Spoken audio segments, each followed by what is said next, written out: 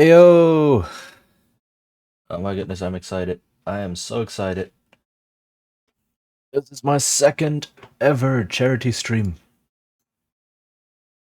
Welcome, welcome, welcome. Uh, Second ever charity stream, and we're doing it for Trans Lifeline, which is uh an organization for trans people by trans people. It's a trans hotline or a phone hotline, I guess. Um, so yeah, very, very good cause.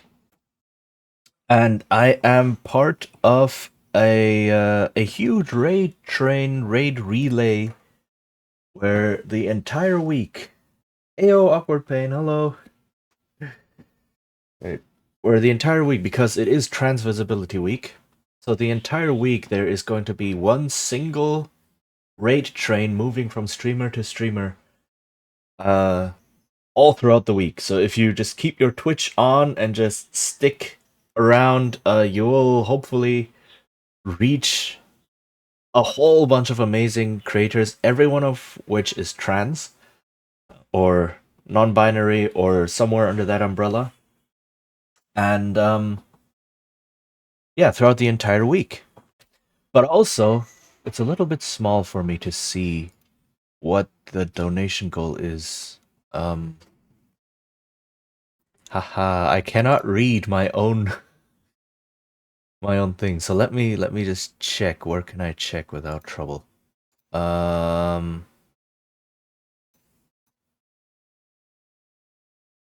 do I do that? I forgot. I forgot. Try and keep it on as long as possible. All right, yeah, very appreciated. I mean, don't feel pressured. Don't feel pressured. I bowed out last night as well. I was in there for a couple hours, and we jumped from right. We jumped a couple of streamers. Peeps, hello. How are you doing? Um, are you also taking part in this or no? But in any case, I will give you one of these. Is that working? Did it work? It did not work. Why did it not work?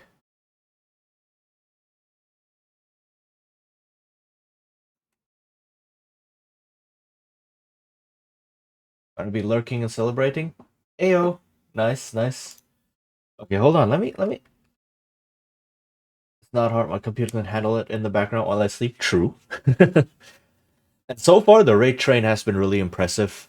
Right, so let's do hope that we can carry the momentum through. This is not my official slot yet. My slot starts in math, 3 p.m. my time. Yeah, 3 p.m. my time, and it is now 11:44. So it starts in about 3 hours. That's when my slot officially starts. So someone will raid into me at around 3 p.m. and then at 4 p.m., which is an hour later, I will raid out into the next person in the train. But you know, nothing is stopping me from starting a bit earlier and getting people hyped. Also be in and out throughout the day today. That is no problem. You do what you need to. Real life is a thing. We all know that. So not a problem. Let me see, is this working now? It is not working. Why are my alerts not working?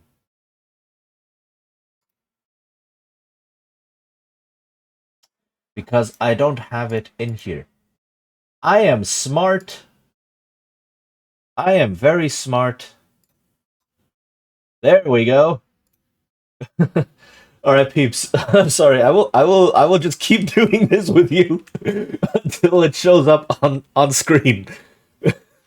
So sorry for using you to test my stream setup right now. Um, it's not if you're okay with it. If you're not okay with that, then please let me know. But I would like I would like people to go to your streams as well because you are awesome. And you're also a trans creator. So, is it gonna work? I did not transition. There. We caught the tail end of it. It's okay. It's all good. Bleh. It's okay. I know it works now. Also, this logo is kind of covering up the chat. Can I change the logo to not cover up the chat this much?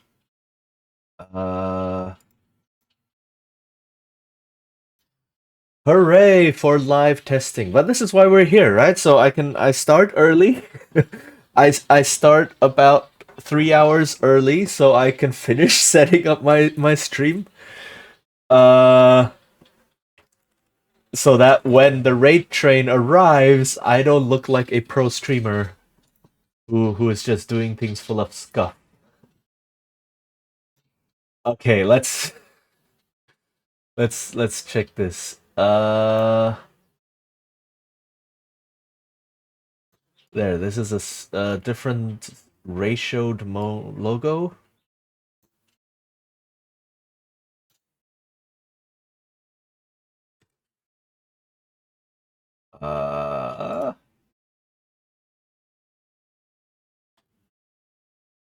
Okay. There we go. All right. Whew. Yeah, this is streaming, I guess. This is what happens if when you try to set up completely new scenes for a single stream, and then you forget that there are a million things you have to set up. Like I have two different scenes for alerts for some reason. And the scene I want is not in the scene for the alerts. I need to change that at some point. I have a scene called alerts, and then I have a scene called streamer bot alerts. And for some reason, I don't have them unified. So I only added the alerts scene to this one, which plays things like, what is this? Throne alerts and sound alerts in general, which I don't even use anymore. And I forgot to add the streamer bot alerts, which are the actual alerts that I'm using now. Because I forgot that I had two separate scenes like that. So hooray! You know what? Let me change this right now because it's on my mind. So let me add the streamer bot alerts to the actual alerts, and then I can remove the separate instance of streamer bot alerts from here. Okay, this should work. If it doesn't, then I look like a fool, but that's okay. Anyway, we are here to raise money and to drive some trucks. I always find that Euro Truck Simulator is a very chill game that I can just have. And it is capturing awesome. I do eventually need proper overlays, I think. I do want to change them. Change all of my scenes around, change the starting and ending screen and the be right back screen and the chatting screen and all of that good stuff, and get some nice transition animations in there. And not have this kinda sorta gameplay off to the side and then a weird cut off bit of my background in there. It works right now, but it doesn't look good in any way. Oh yeah, I did this. I forgot. Haha. So I painted my truck specifically for this stream. I painted my truck, repainted my truck. So hooray! Let's go. We are the trans truck. Or is it trans truckers gender in disguise or something? So yeah, where even are we? We're in Estonia. No, we're in Latvia. Um. Oh my god, my right click. Okay, so trans truck exactly. Okay, let's see. Um, let's just pick a job. How accurate are the maps in these games? So the maps are surprisingly accurate. Um, where's the world map here? So basically, I mean, it is not as large as the real thing, obviously. They scaled it down massively so that when you drive long distance across Europe, you're not driving actual days. You're driving like 2 hours maybe. Like if you do an actual really long distance delivery, you're driving 2 or 3 hours real time. Um, instead of a week, right? However long it might take. Um, so that's scaled down. But other than that, all the layout of the roads is extremely accurate. So these are the actual highways. They're even labeled, right, as the actual highways and other roads that you might find. I don't think things like gas stations and rest stations are accurate. They're way too few in general. Oh hey, You must gather your party before venturing forth. Lysithia, hello. Okay, the shout out is working. How are you doing? Raid indeed. Welcome, welcome. What were you? XCOM. Oi, XCOM again. How did that go? Did you manage to get through a couple more missions this time? I think you said last time you managed to get through 4 and then through 6 before wiping. I hope you had a better run. I am suffering, but let's go. Oh no. Yeah, let's go. Yeah, everyone follow Lysithia, also a fellow trans VTuber. So, yeah, lots of awesome trans creators around. Restart with a long war mod and was better. Okay, that is good to hear.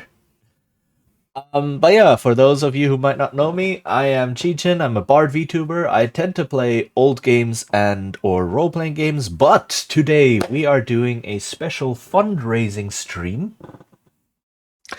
Hi Ace, how you doing? Um, Ace, I think also. Wait, Ace, do you stream? I don't know if you stream. Fish, exactly. Um, oh, the walking fish, dying in DBD. Okay. Nah, well, that's okay. You're awesome anyway. Did for a bit. Ah, okay, so that's what I had in mind, I guess. Yeah, you maybe someone maybe mentioned it at some point. But yeah, where was I? Yeah, Trans Lifeline. We are doing a fundraising stream for Trans Lifeline, a hotline, a telephone hotline for trans people by trans people, which means everyone staffed there is a trans person. Um, so that is pretty awesome, and they don't record any data on the callers or on the calls themselves or anything like that. So it is 100% secure, it's safe, and a really good thing all around. So yeah, we are part of a huge raid train. Always wanted to start streaming. Um, biggest tip is to just start. Let me finish this spiel, and then I can talk about that a little bit while trucking. Um, but yeah, it's a huge raid train where we have the entire week, Trans Visibility Week right now. Entire week is just trans streamers um raiding one into the next, one after the other. So we're hoping to get a huge train going throughout the entire week so that if you're in this train, you will always be watching someone because we'll just keep raiding into more trans streamers. Thank you for those redeems, Ace. I will hydrate and stretch, and thanks for the head pat.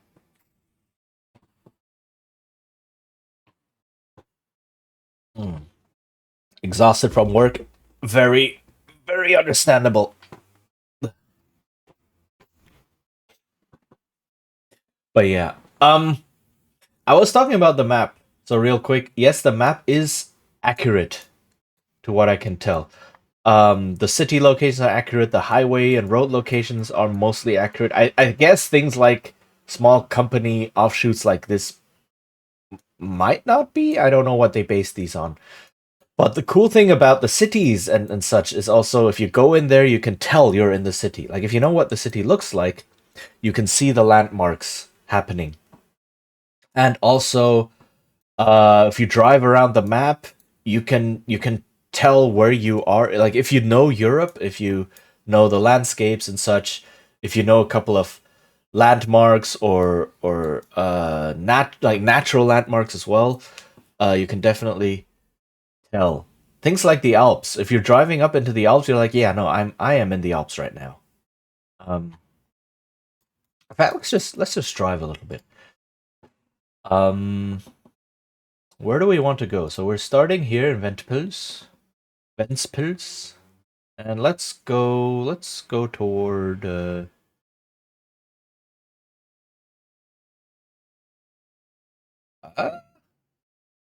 let's go where price per distance. Hanover. Why not? Let's deliver some petrol to Hanover. Um, but yeah, if you want to stream, the the best thing really is to just start. Right? Okay. Um let's okay. Sorry. Okay. We're good. So essentially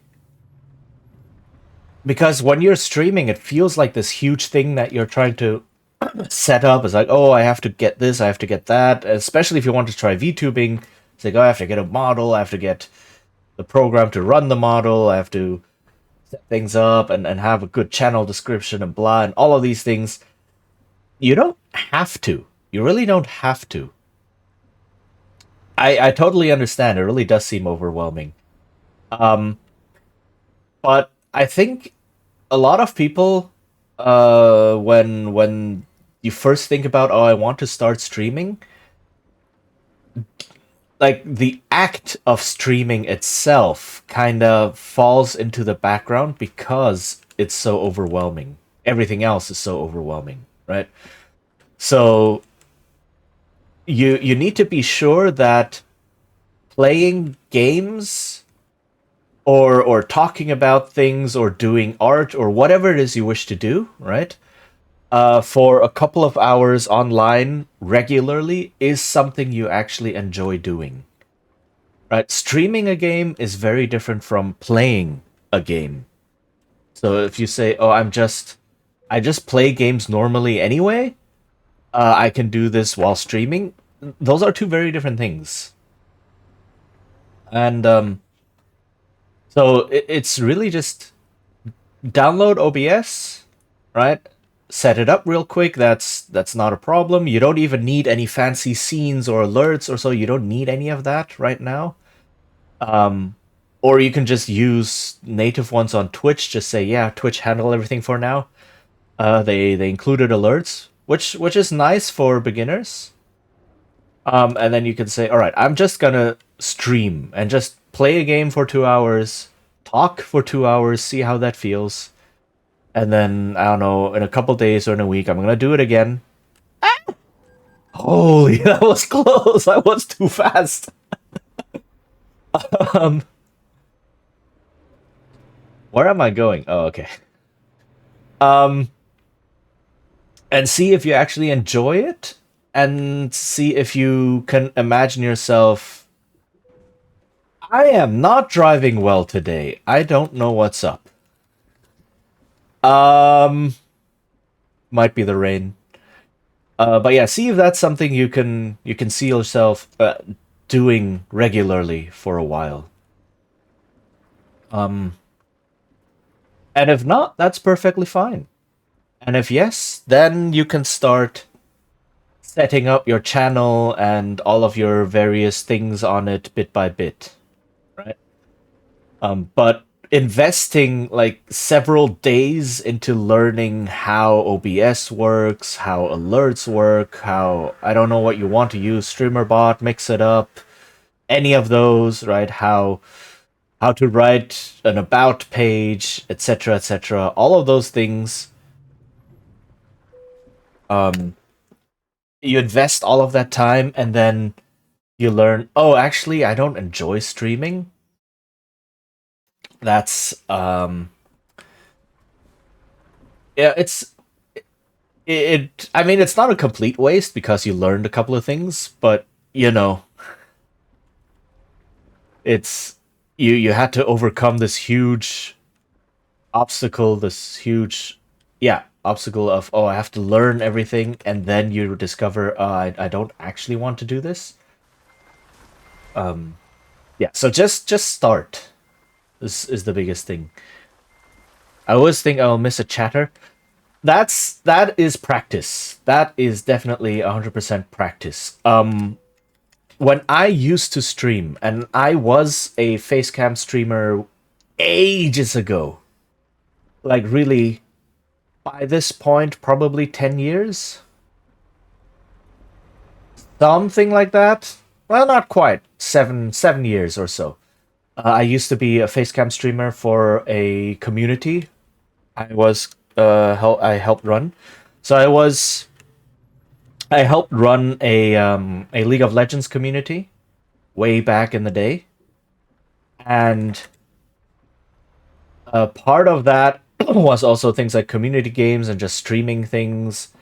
And most of my viewers were people from the community, but I would also get other people in every now and then. Except I had no idea what I was doing, so I would miss all of the chatters, and then after streaming for 3 hours, I would look over and say, "Oh, someone wrote a chat message 2 hours ago. Whoops." Right?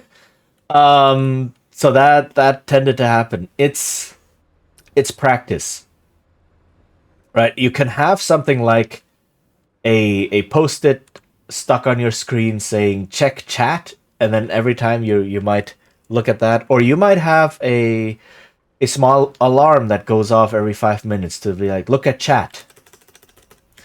But eventually, I think you do just get used to it. And that is one of the biggest differences. Hold on. Sorry, I had to clear my throat. Between just playing a game and streaming a game. I wonder if you could tie a sound to chatting. That is a very good question. Possibly? I am not sure. It depends on how chat messages are stored in the Twitch API. And if you can then use something like StreamerBot or mix it up to read that API and detect that there's a chat message. Especially when you first start and they are less frequent. Yeah, definitely. When chat messages are rare. Oh my goodness. I painted my truck in nice colors, and now I am just absolutely ruining it. Oh my goodness. I am not paying attention to the driving, but that's okay. Good thing that tree was there. I don't know. I may have preferred to just run out into the field and not ram a tree, but oh well. As long as I don't completely destroy the truck, I think I'm okay. Vehicle malfunction. Woohoo! Okay, let's go to the nearest service station. Um, where's the nearest service station? Let's go here.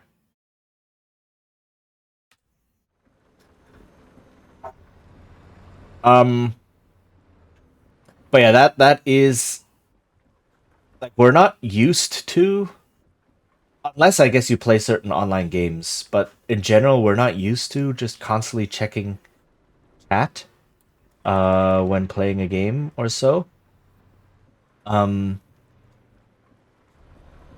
and another big thing is we're not used to talking while playing a game, right? So you just have to. That's another big thing. Like missing chat messages is one thing, but another thing, and I did this as well. Um, I would just sit there and play the game silently, and that is also not really what streaming is. I mean, yes, there are like mute streamers and such, but then they tend to have other things going, right? Because just sitting there playing a game silently is not. Oh my goodness. Okay, is not necessarily why people tune into streams most of the time. Okay, let's see. How much are we going to have to pay for the repairs after like 10 minutes of driving? Oh wow, my tires are about to break. 26,000 euros. Let's go. So that wasn't a very expensive pickup for this. Where do you want me to go now? Oh, you want me to go down here. Okay, let's drive along the coast. Why not? Um so that definitely takes getting some used to. There are a couple notable exceptions. I might know Dyrus. Yeah. Um then again, Dyrus is I mean, he was a pro player, right? So he is super high skilled. So people come and watch his League gameplay for just how amazing he is. Yeah, exactly. He's the exception. The thing he has going for him is he's a pro player, or he was a pro player. So you go there to watch his pro level, literally pro level gameplay. Um, but now he's a lot more interactive. Okay, that's nice to hear. I mean, I do remember him doing weird things on stream. Like I've seen clips of him doing weird things, especially when he was in the gaming house and he had the other people to interact with as well.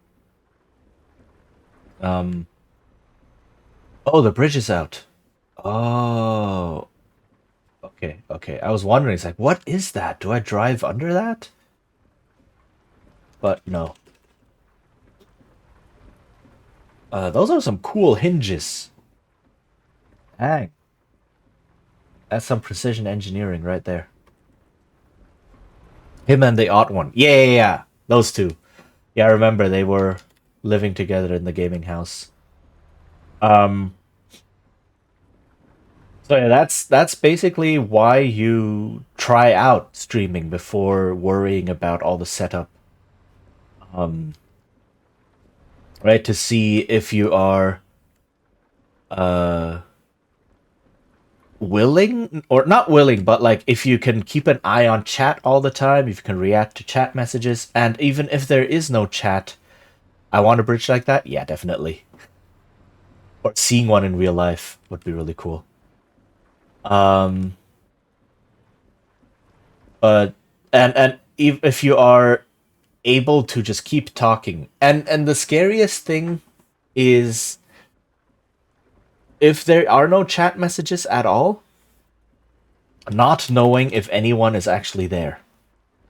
And then, oh, another big tip for anyone who does want to start streaming, or who is in the beginning stages of streaming, turn off live viewer count. Turn it off. That thing is going to drive you absolutely nuts if you have it on all the time. Turn it off. It is. You have enough. Oh my god. Okay. It's definitely the rain. I have no braking power whatsoever. Holy heck. Sorry. I'm not drunk, I swear. It's just the rain. My truck just floats on the road. Yep. Yeah, hit and run. Gotta go fast. I have a delivery to make. Sorry about that. But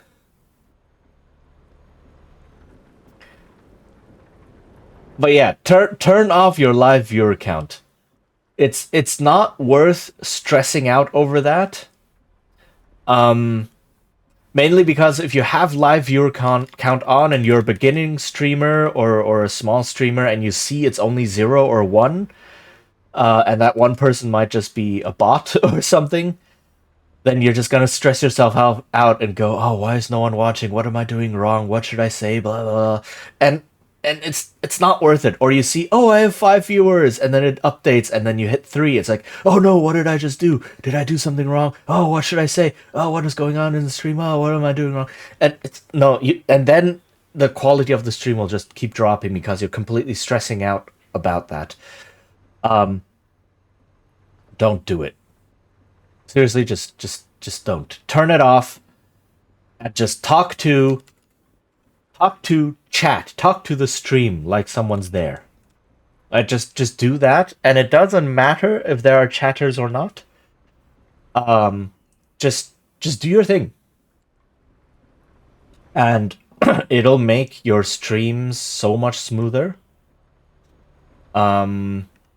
Simply because you can then focus on talking. You can focus on saying things, right? Commenting on the gameplay or talking about whatever topic came up or you're reminded of, or oh my god, I missed the exit, or talking about your day or whatever, right?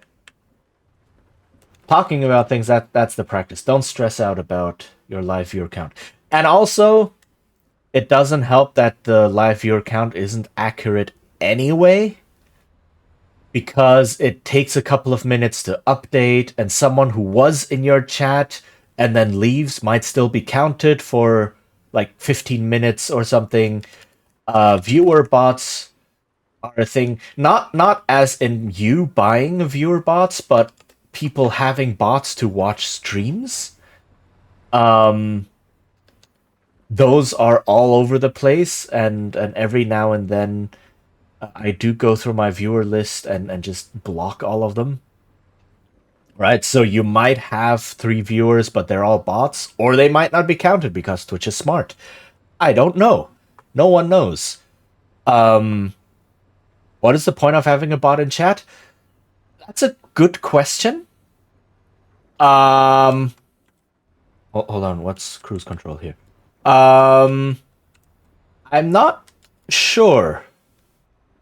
Actually, it might be for, I don't know, maybe someone doxes themselves accidentally on stream and then the bot can catch it, or it's for advertisers. Yeah, some might be for advertisers. I know that oh yeah, websites that aggregate streaming data, possibly that. I know that Mountain Dew was doing something like that, which is why I blocked the Mountain Dew account. They were gonna watch streams, have bots watch streams, and then use AI to try and identify any time anything even remotely related to Mountain Dew came up, and then chat and stream and say, "Yo, you like Mountain Dew? Here, check us out," or something like that, right? It's yeah, it's that's the stage we're in now. Yes, there was a huge thing on various social media talking about how Mountain Dew entered a cooperation with, was it OpenAI? I don't know, some AI company saying, "Yeah, we want to do this now."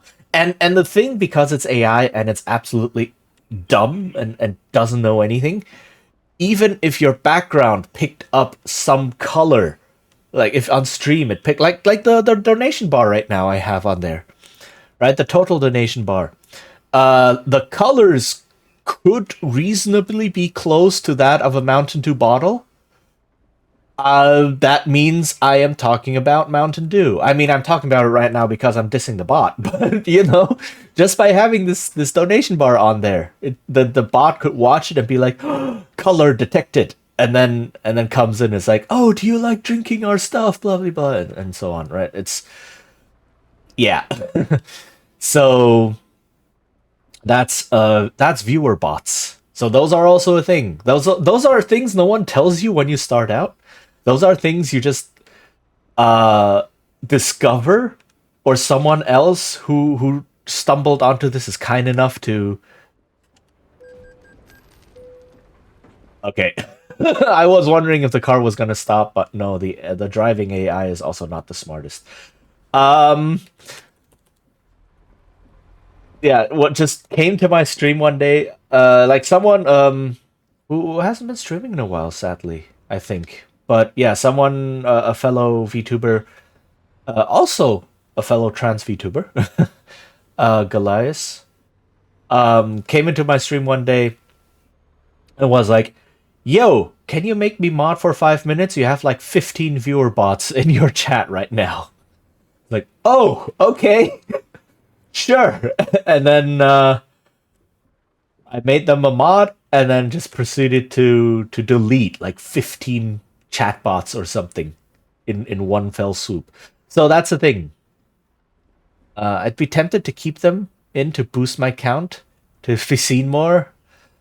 Um, the thing is, I'm not sure how. Oh, 50. I'm not sure how Twitch handles them, and it is very, very obvious that they are bots. Like, it's obvious to us that they are bots, and the reason they're obvious is because when you look at, um,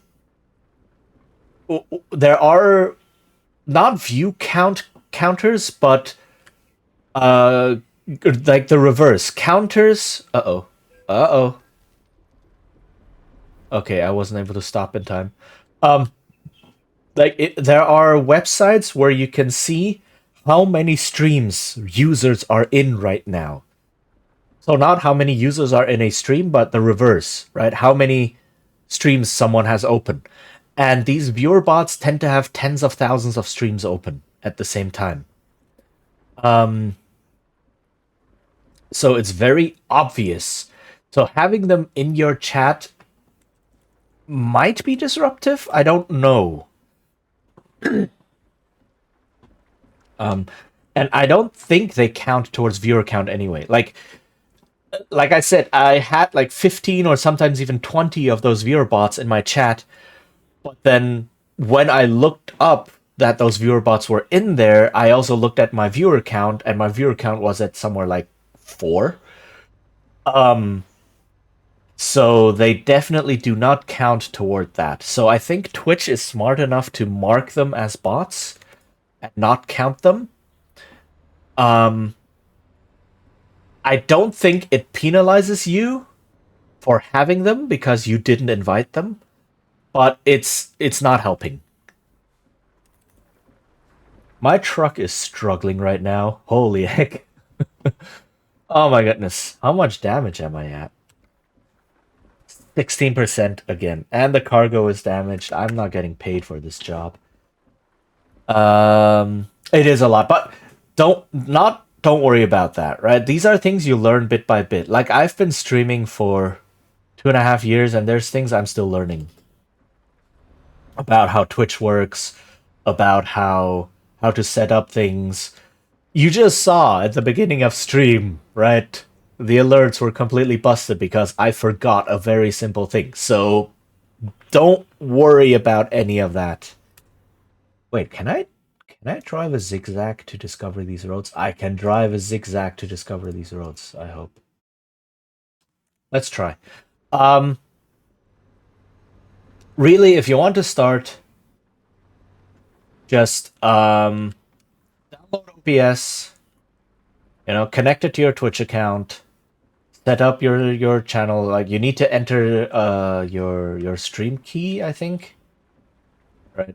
Do you still have to do that? I don't know. That used to be the old days. Just connect your Twitch account to your OBS. Make sure you're not showing anything you don't want to show. Don't do screen display. Another tip: do not do screen display when you are streaming. Oh, is this a one-way street? This is a one-way street. Welp, Doesn't matter. I'm going down the one-way street the wrong way now. Don't do don't do screen display or display capture. That's the word I was looking for. Display capture. Don't do that because anything that pops up on your screen, if you accidentally open your email or if a message pops up because someone messages you, or I don't know, your game crashes to desktop and you don't want to show your desktop, right? Whatever. Things will happen. I have had to do display capture for like once or twice because games were being dumb and I couldn't capture them properly. And both times I did that, I accidentally doxed myself. So just don't. Just don't. Yeah, program capture or window capture, game capture, any of those things are good because they will only show what's actually in the game.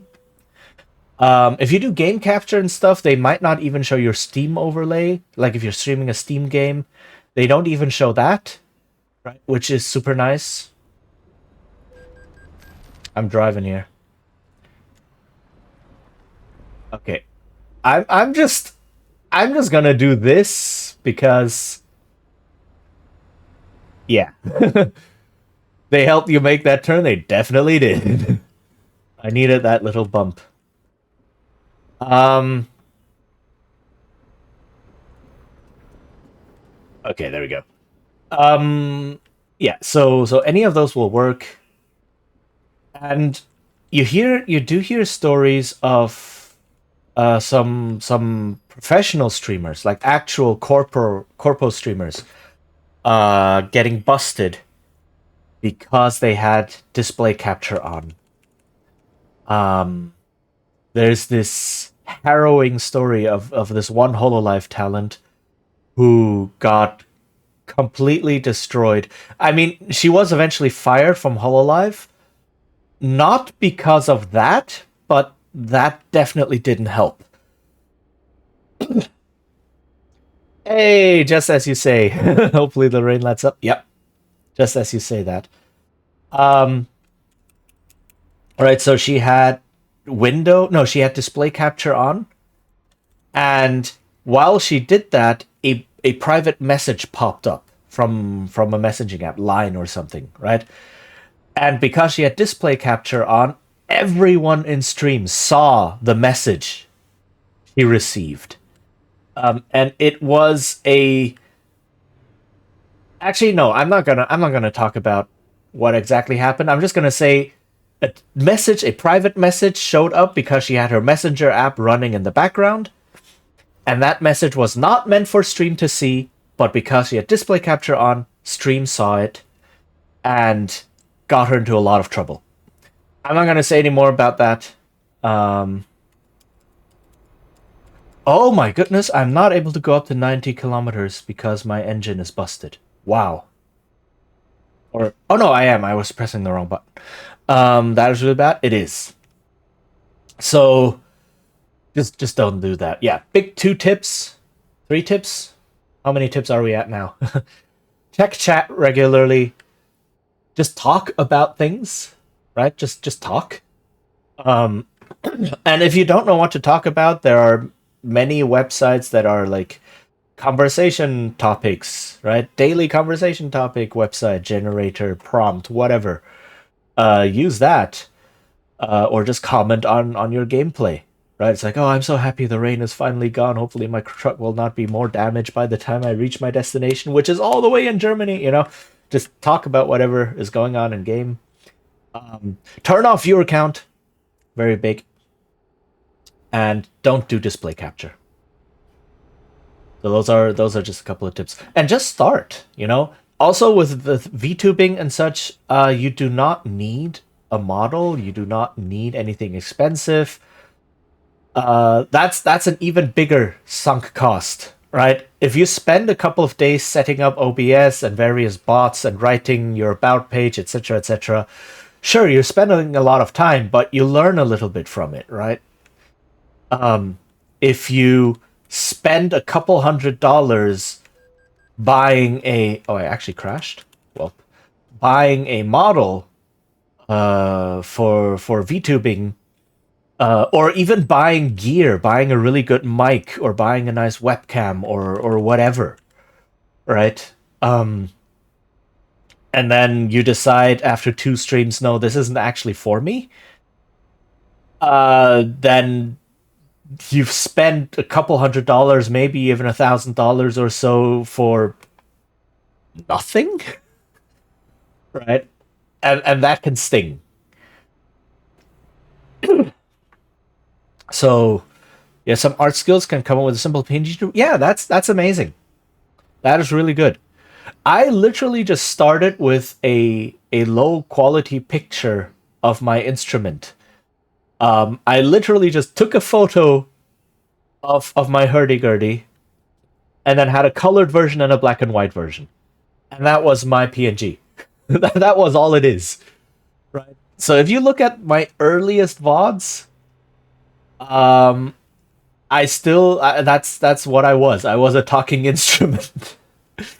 And then at some point I discovered pixel art and then made a very simple pixel art mock-up of the model I wanted that I eventually also sent to the artist. But yeah, very simple stuff. A sentient instrument. I know, right? That's the secret of being a good bard. You just need to find a sentient instrument that does all the work for you. Warriors have intelligent swords and wizards have intelligent staffs, so a bard needs to have an intelligent instrument. It just makes sense. Right? And then the instrument does all the work and the bard is there to just hold out their hat to collect money. So yeah. Don't sink a lot of time or money into a big project. And I guess that's just general. Truck? Hello? What happened there? I guess that's just general advice. Like a lot of things, I had to learn that as well. I'm still learning that. A lot of things just feel like, oh, I need to do huge setup and I need to do a lot of preparation and I need to like make sure everything functions correctly before I can start on my projects, right? Various things, whatever it might be. Right? Exercise or starting a habit, learning a language, whatever. It's like, oh, I need to make sure I find the perfect textbook and then I need to build a studying routine and I need to learn this app for flashcards and then I need to no, you just start. You just start.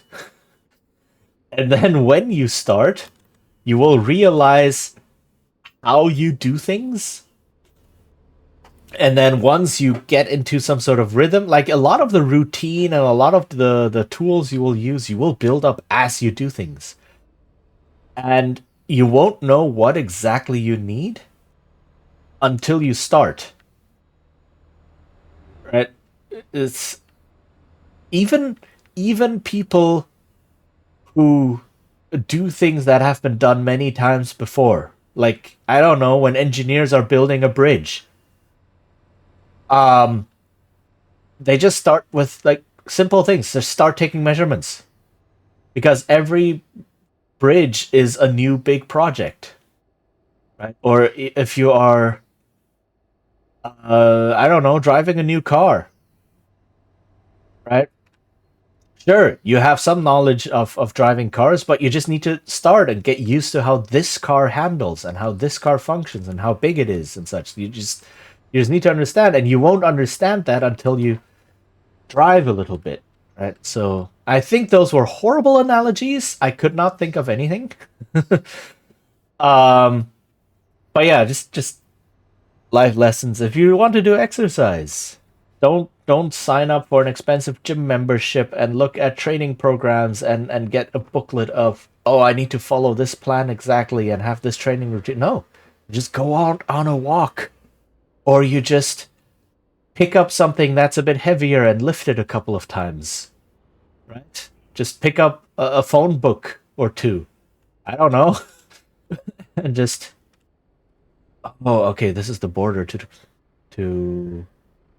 Wait, where am I? I'm heading into Kaliningrad. That's why. Yeah, I was like, this is the border to Russia, right? Yeah, it is. Um, Still makes sense. Okay, I'm glad. I'm glad that I'm making sense. Um, but yeah, same with streaming. Just do the simple steps.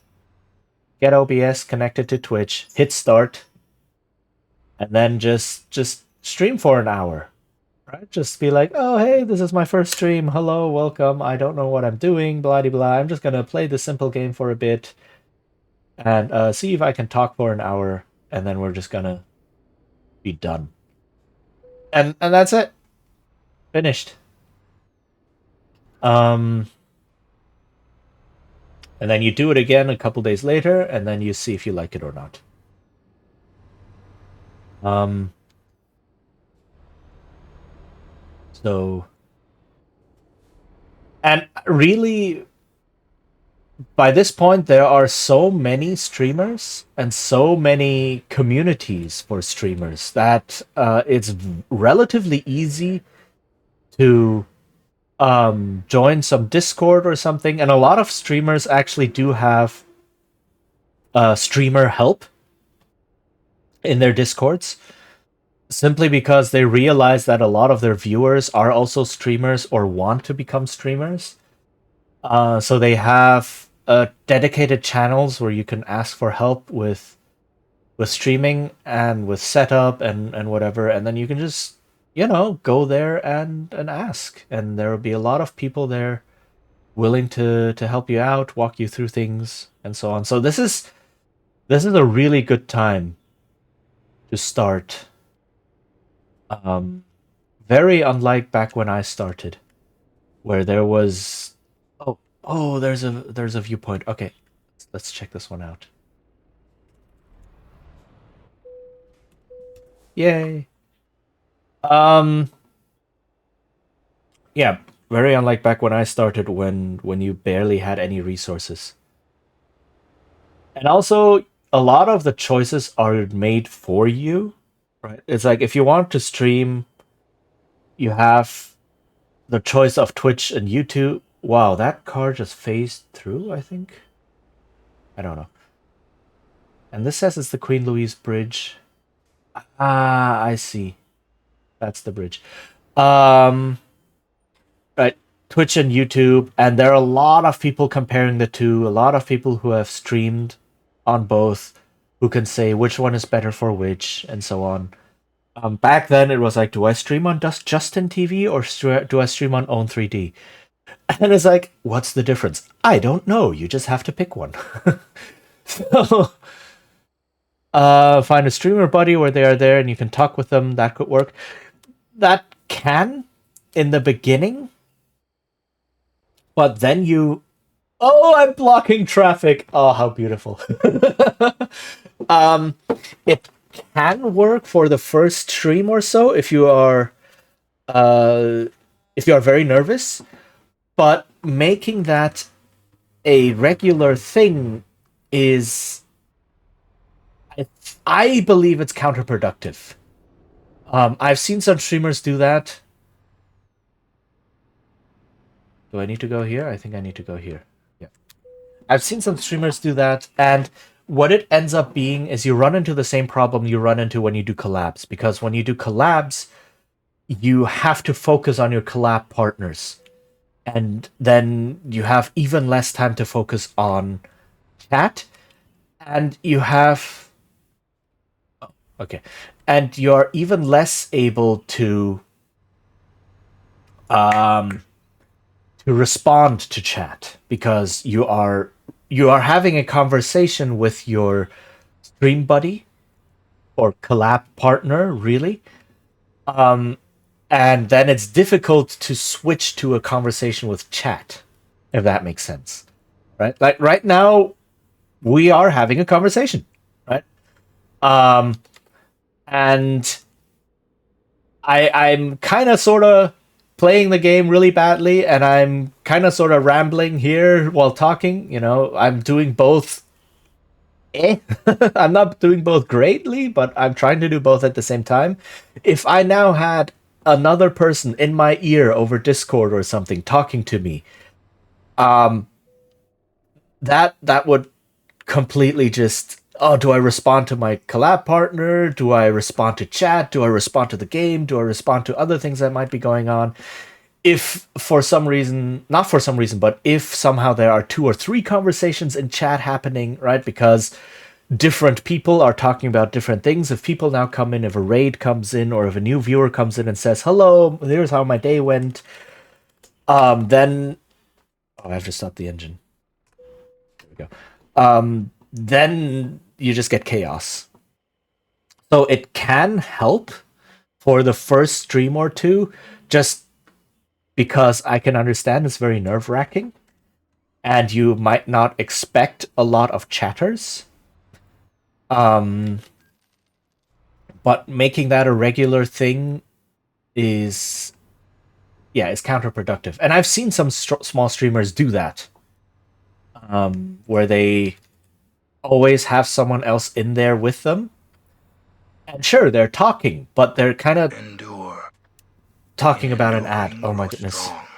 I will finish that point after the ad. Let us admire the wonderful colors of the trans truck while we do so.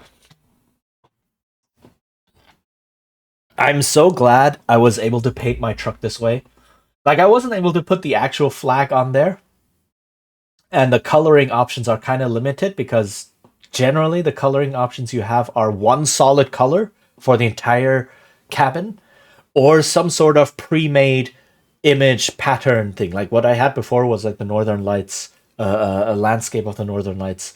But that's pre-made and you cannot really adjust that. I'm so glad I actually found something where I can have multiple colors in there.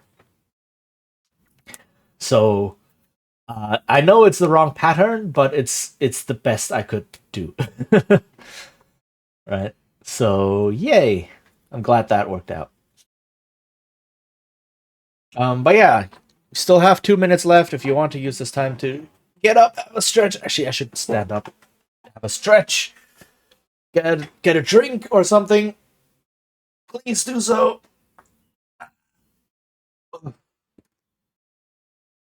I don't know if you heard that, but that was my spine, my entire spine in one go.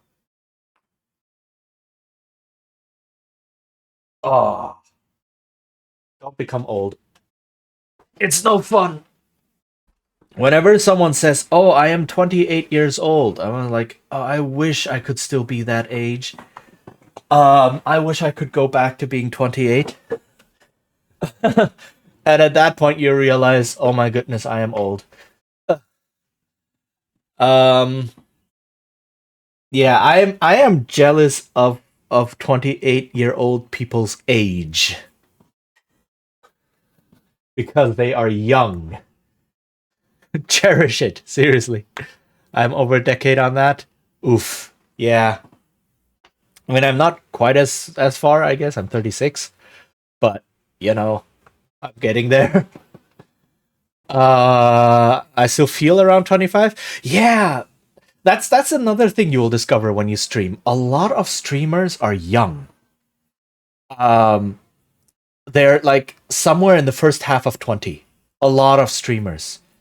Like 30 plus streamers are relatively rare. The second half of 30, like my age or so, I know two streamers that are my age. Right? Funnily, they're exactly my age. Just a couple months off. But I know 2. And then I know like 1 or 2 who are older. And that's it. So really, when you start hanging around streamers, you will start hanging around a lot of young people, comparatively. So what's the okay? So that's also something, and it might make you feel young, right? Because you're like, hey, these people are my peers all of a sudden, and then but they accept me and we have something common to talk about and so on.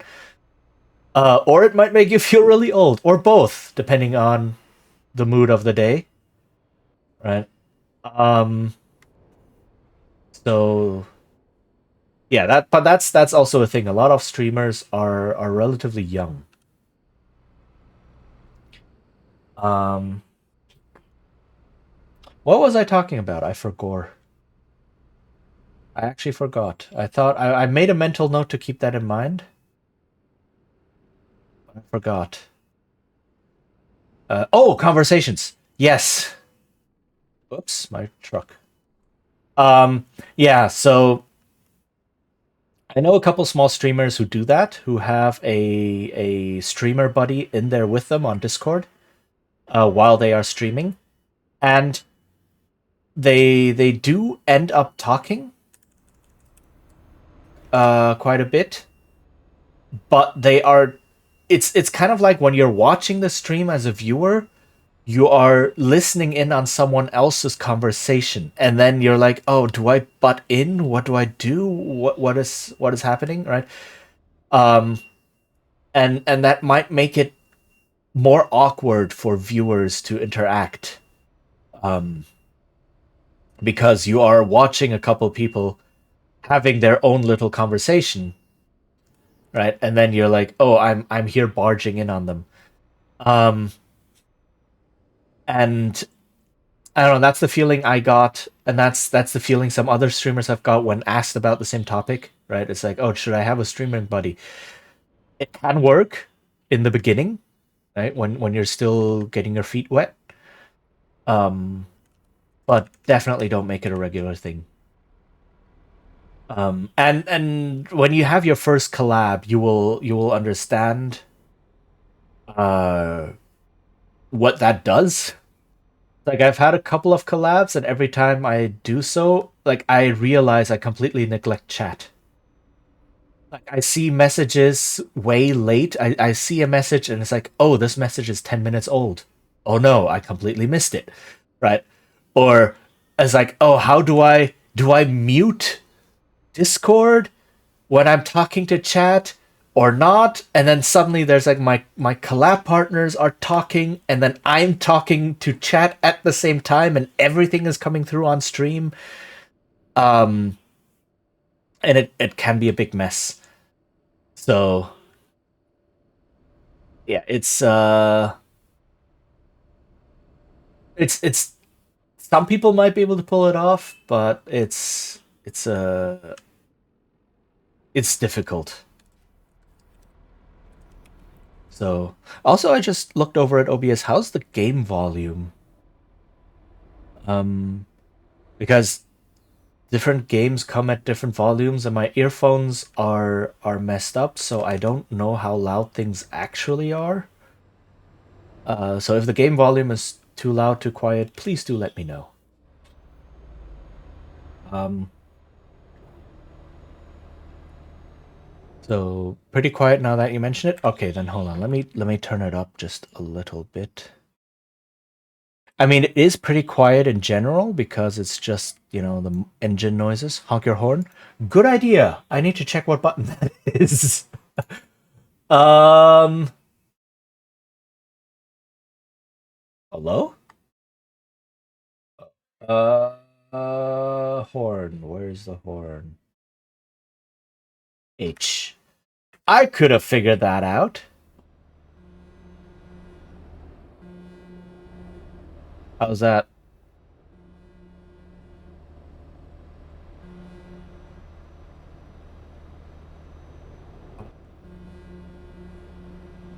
Yeah, barely hear it. Okay, let me turn it up as much as I can on here. And then let me turn it up slightly on here. Sounds like a hum. I mean, it is a hum. It's not a loud horn like on a car. Well, look at that. Was it 18%?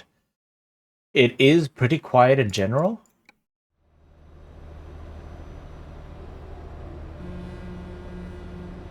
How's that? It's not like a car horn. It is more like a ship horn. Yeah, it's more like that. There we go. Okay. Okay.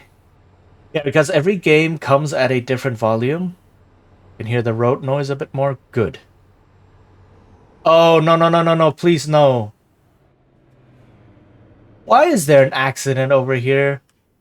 Screw this.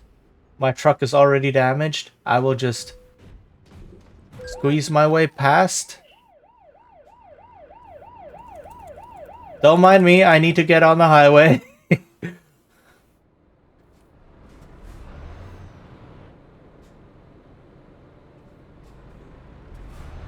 Look at that. Look at these jokers.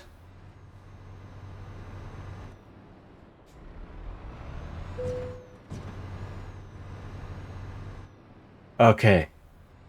I mean, the game is pretty quiet in general because you only get like the engine noises overall, and you're sitting in a cabin. So the idea is that you don't hear the engine noise super loud. Like if I stick my head out the window, the noise is a lot louder, right?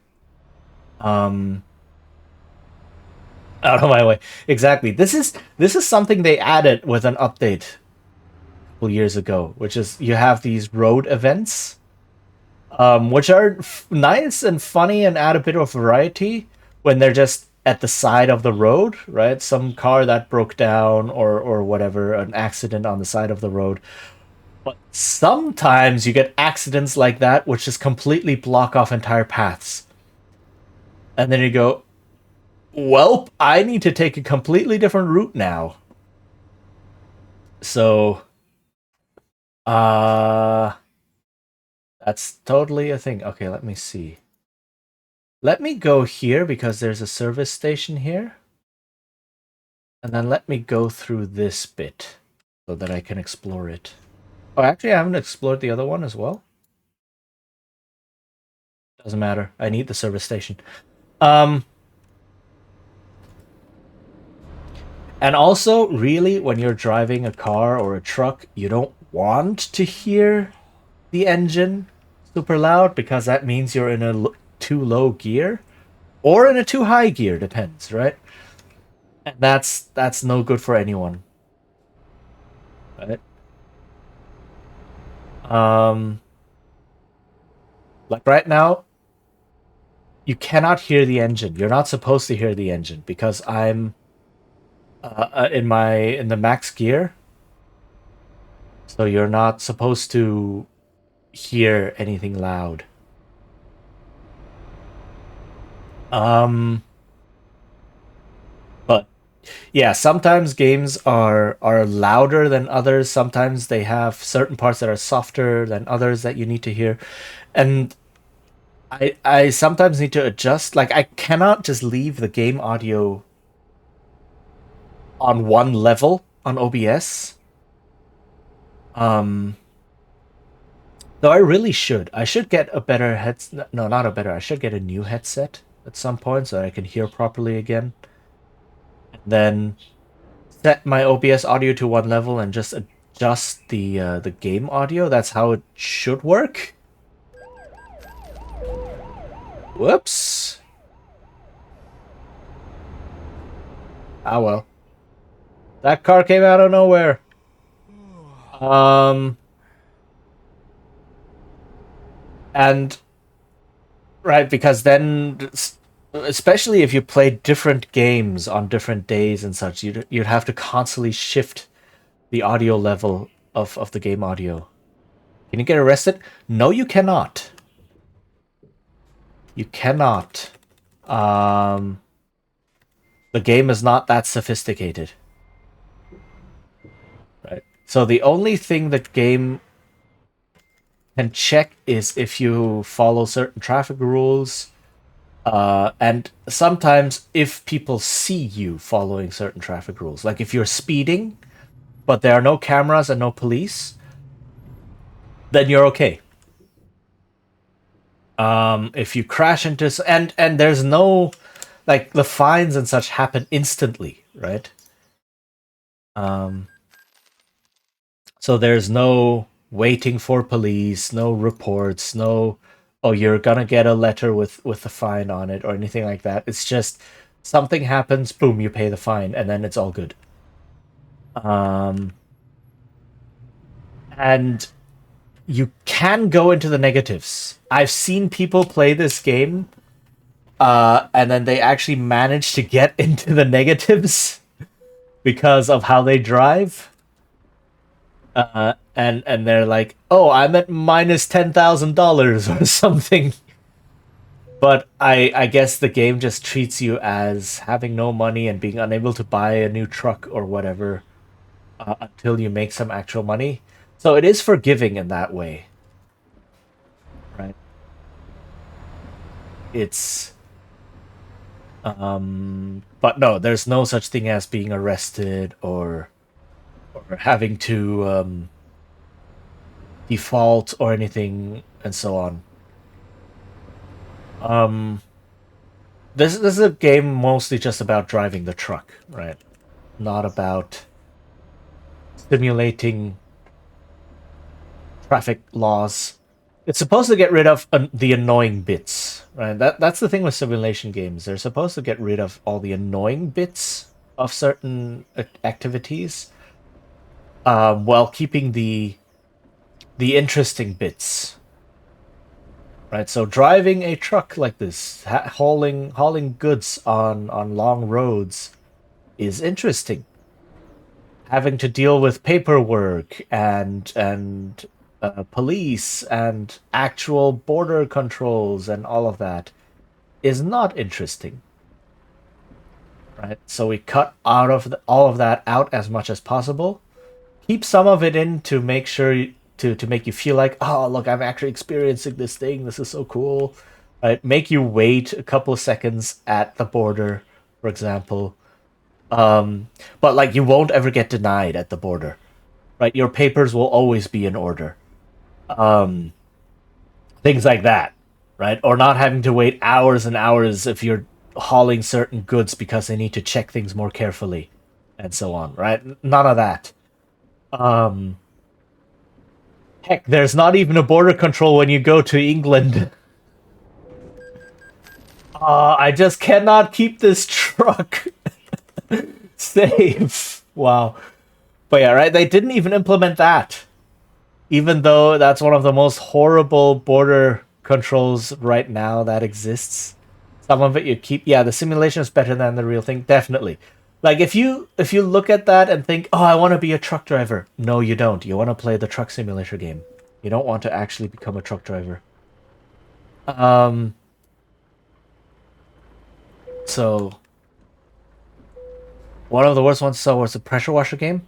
That one's actually a lot of fun as well. Okay, so what? Not judging. Definitely not judging because everyone thinks different things are fun. But what did you not like about the Power Washer Simulator? I am interested, right? Because a lot of people really like it. So seeing someone who doesn't like it, it's fun, but it's 100% incorrect. Okay, okay, okay. That's what you meant. Yes, definitely. It is very inaccurate. Um, like I've done a bit of pressure washing myself at one point in time. Not professionally, definitely not, but just cleaning up a workspace I was at with a power washer. And yeah, it is very different. Definitely. So, but yeah, then you can see it's not about replicating the thing one to one. It's about giving you an experience that you can believe might simulate the real thing, but is fun. Right? And this is where you get the adage of, or not the adage, but like the wisdom of, yeah, games are supposed to be fun. They are not necessarily meant to be super accurate simulations. Some people might find those fun. Definitely, there are things like spreadsheet games. EVE Online is a big one, even though that one probably also cuts a lot of corners. Dwarf Fortress, not realistic, but you know, a certain type of of simulation. Where you can definitely see, yeah, this is gonna be rough, but it is also a lot of fun for people. Hey, Capsize! Hello! Yes, we are playing GTA Truck again. Seriously, every time I play this game on stream, it ends up being GTA Truck. But yeah, how are you doing, Capsize? Um,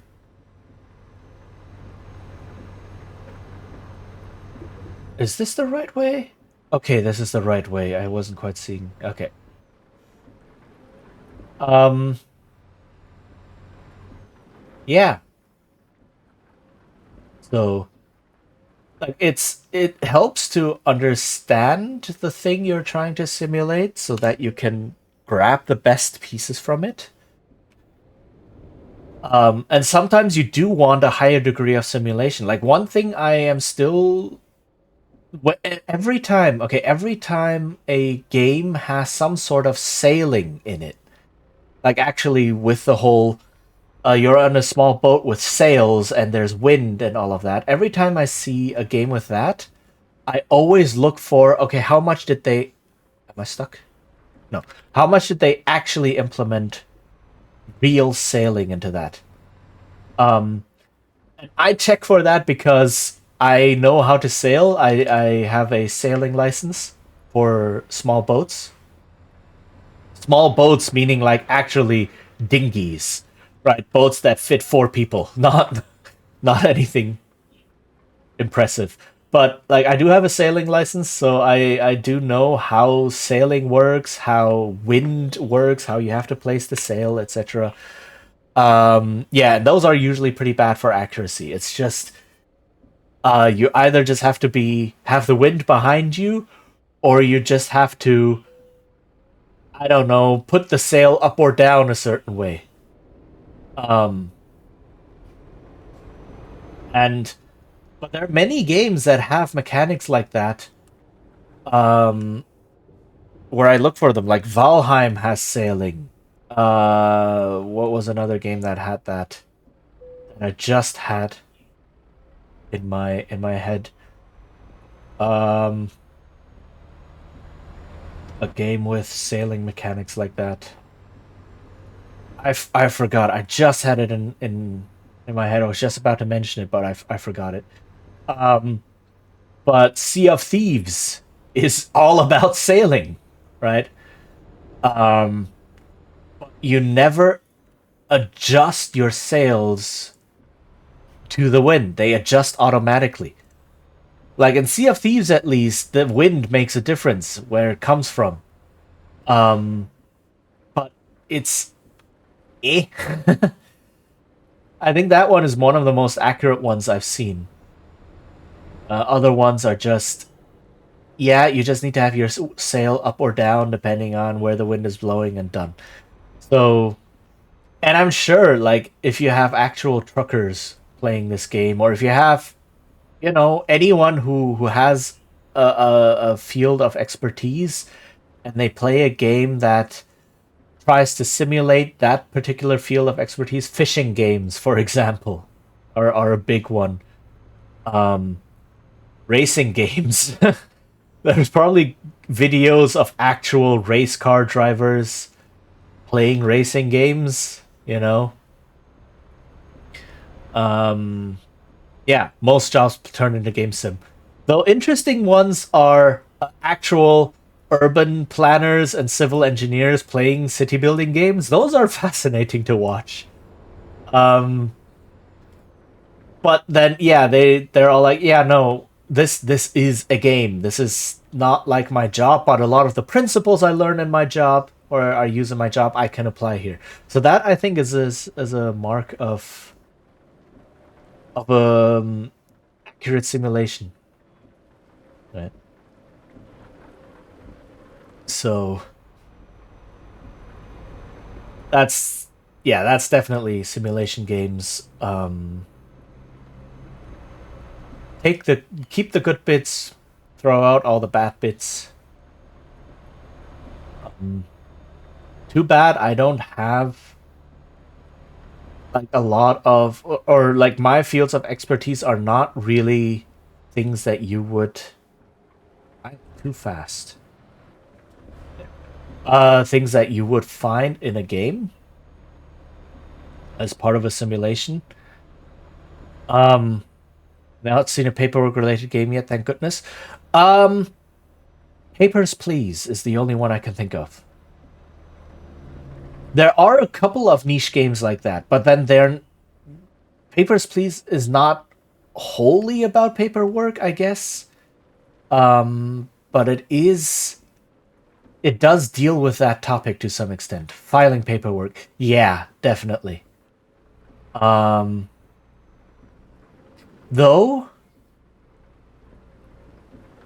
there might be one. I'm not sure. Though I'm sure that with the right kind of design, you can even make filing paperwork fun, right? If you make a good enough simulation, like an abstracted enough, fun enough simulation, you can make filing paperwork fun. Because there are a lot of games out there that are just busy work. A lot of people have now been playing Supermarket Simulator, right, which came out recently, I think. And that's just a lot of busy work. Not My Neighbor. I don't think I've seen that one yet. But yeah, those must exist. Like, there's simulators for everything. There's PC building simulator, right? There's like farming simulators. Are there simulators? Possibly. There's like I said, supermarket simulator, which is just a lot of you're just doing the same thing over and over, right? You're restocking your shelves, uh, cashing out customer purchases, and then restocking your shelves. That's basically all you are doing in that game. But it looks like it can be a lot of fun because it's reduced to very simple things that you can handle mentally, right? There are not like I don't know 200 different types of goods, maybe. I don't know. There are only a couple dozen, which is already a kind of a lot, but it's like it's not a huge amount of goods. There's no like production or delivery delays. There's no delivery times, even like you order something, boom, it appears at your doorstep, right? And stocking things is super easy, just click a bunch of times. And there's no complaining customers, right? Anything like that. Customers just pick random stuff from your shop, give you money, you give them the change, done.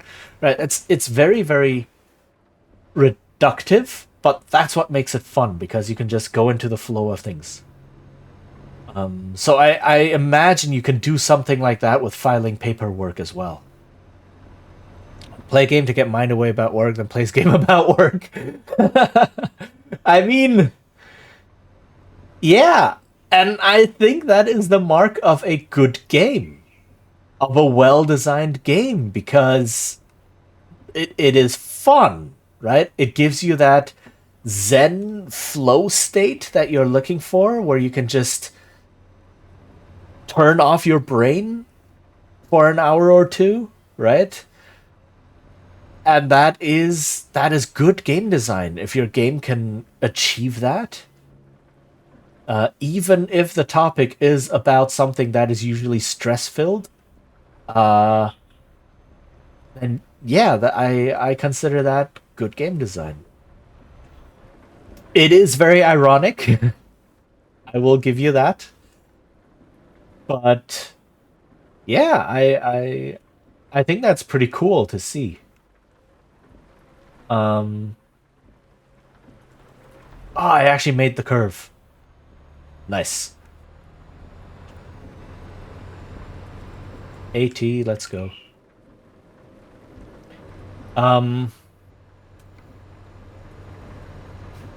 Okay, just checking some. Yeah, 6%. I don't think I've ever had a delivery with that much damage. 6% is quite massive. 20% trailer damage, but luckily I don't pay for that. It's not my trailer. I don't pay for any damages to the trailer. I only get paid less for damages to the goods, and I pay for repairs to my truck.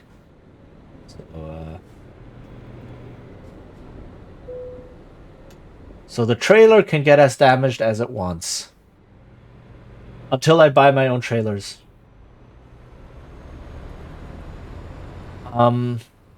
Which is also cool about this game. Like, they're adding a lot of things. For free, even. Oh, heck. Wow, that little bit of stretch of like 30 kph road. Welp. But yeah, they added the ability to buy trailers in this game with an update.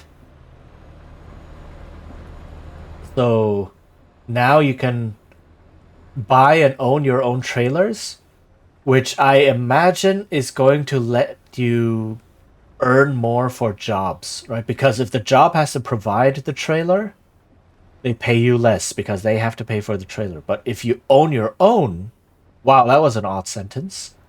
If you have your own, if you possess your proper trailers, there we go. Then you might be able to earn more. I don't know. I haven't bought any yet because I keep damaging them, so I don't want to pay for repair costs. So that's why I haven't looked into that one yet.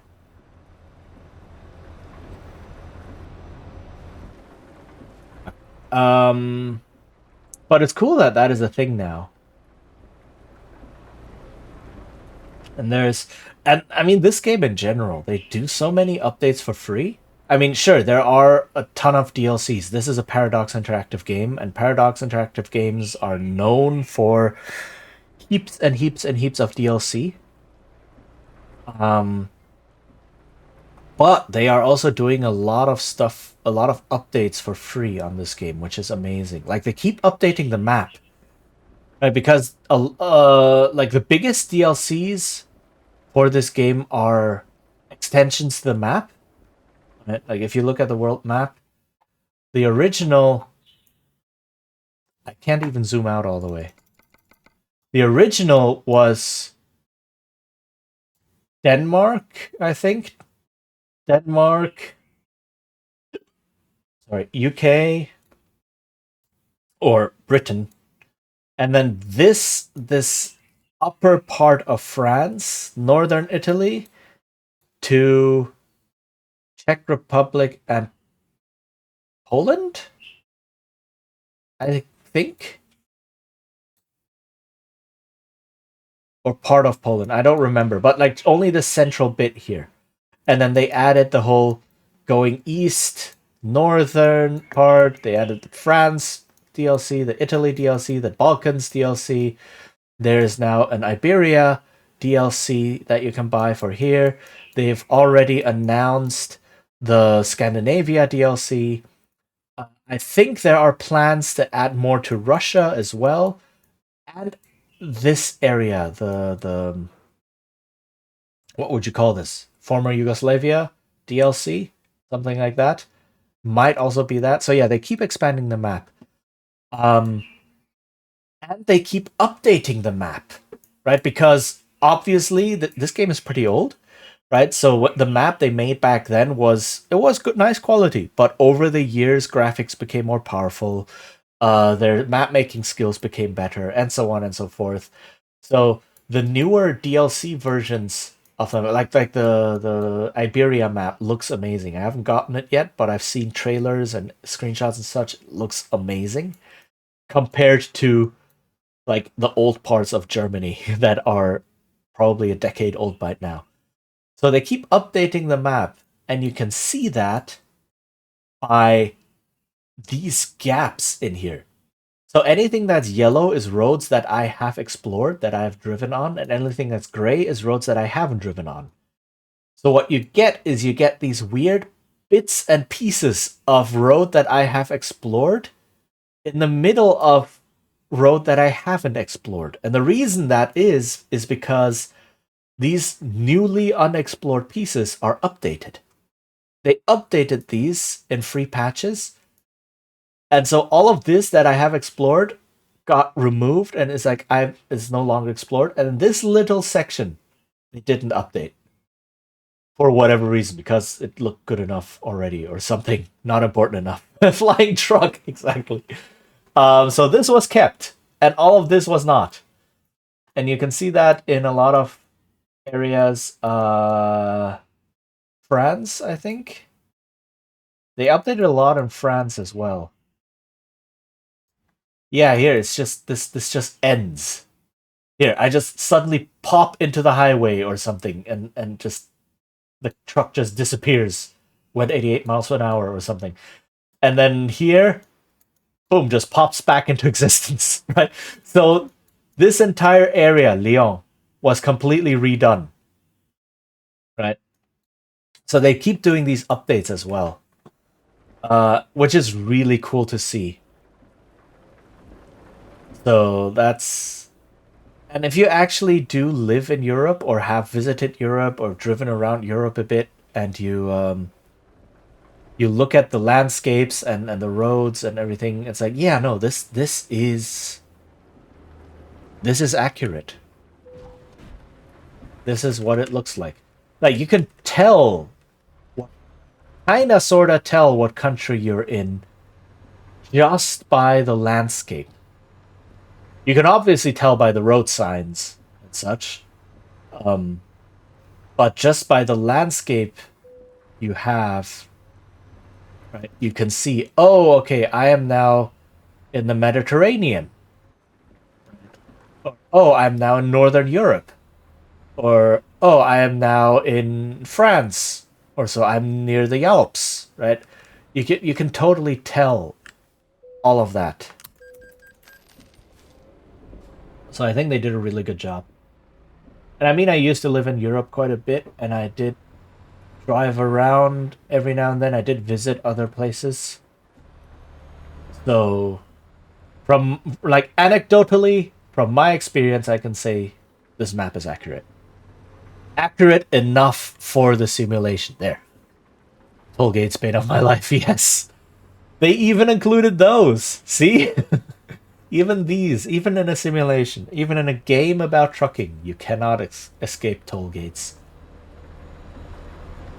Which, though, makes for interesting gameplay decisions, because then you can say, oh, where will I drive? Where will I deliver? Because some countries have toll gates and some countries don't.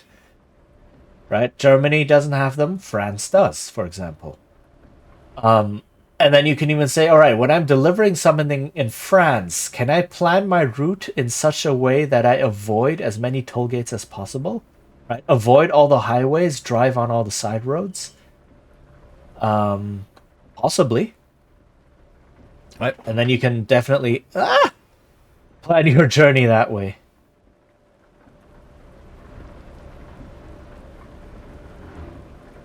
And I think that makes it very interesting. Oh, those people up in the balloon must be having a horrible time because it's raining like this. And is it even possible to fly a balloon in the rain? I mean, probably, but I think it might make it super dangerous. So, has anyone been in a balloon before? That's like one of the big things. When I was a kid, balloon near electricity tower. Oh yeah, that as well. I didn't even notice. Yes. I mean, depending on how big the balloon is, it might be pretty far away, but I don't know what the minimum safe distance is. Right? How quickly a balloon can drift. Right? Like, if you have winds that are strong enough, you might just drift a couple kilometers in a matter of like half an hour or something without being able to do anything about it. I had the chance to go in a balloon, but I have bad fear of heights. Oof. I also have a fear of heights, but being in a balloon is like something I feel like I would like to experience at some point in my life. I don't know, how was it for you? How was the experience, if you don't mind sharing? Because when I was a kid, um, and we didn't have all of these high tech tourist attractions and like not just high tech tourist attractions, but like all of these super built tourist attractions where the attraction is some awesome building, modern building that was built where you can experience stuff.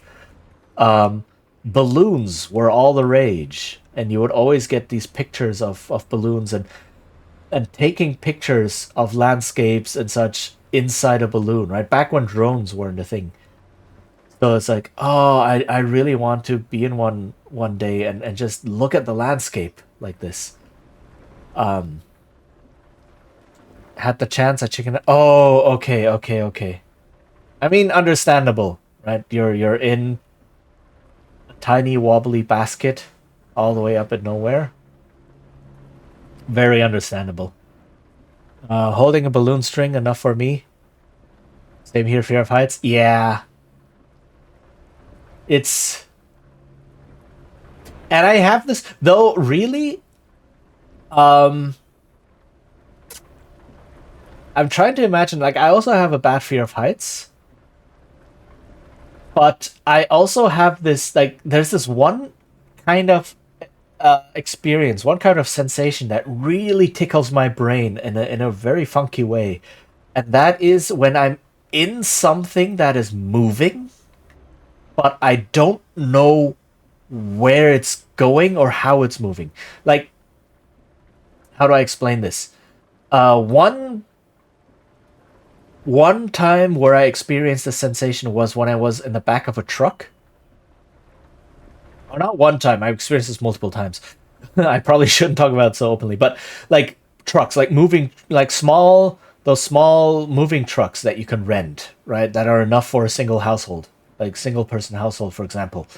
If you have to, like those U-Haul trucks or like Mercedes Sprinters and things like that. Um, right? Because you can only fit three people in the front, but you need multiple friends to help you move things. So I have been in the back of those trucks a couple times while they were being driven. Um, and so I don't know where the truck is going. I don't know what to expect from the traffic and the driving. I just know that I'm in this box right now and it's moving around and shaking around. And that tickles my brain in such a strange way, in a good way, right? Or so I can imagine being in the basket of a hot air balloon. It might be similar, right? Because I can imagine the balloon to be swaying slightly, but you don't know how it's going to move or where it's going to go, especially if I then sit inside and close my eyes and just let that sensation wash over me. Um, that might, yes, that might be something very interesting. I mean, I'm okay with airplanes. Right? I'm okay with airplanes. Um, I'm okay with being in tall buildings. Um, the problem comes, I think, when I feel like I need to jump. Like jumping from heights is horrible. The fact that it's open is what it does it for me. Ah, yeah, good point. Perfect. Find an airplane? Yeah, okay, good point.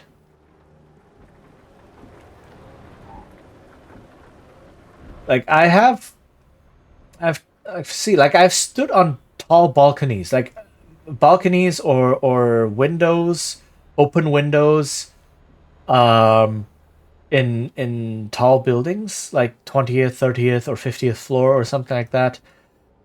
I've definitely experienced that, and I can feel a bit of the tingle.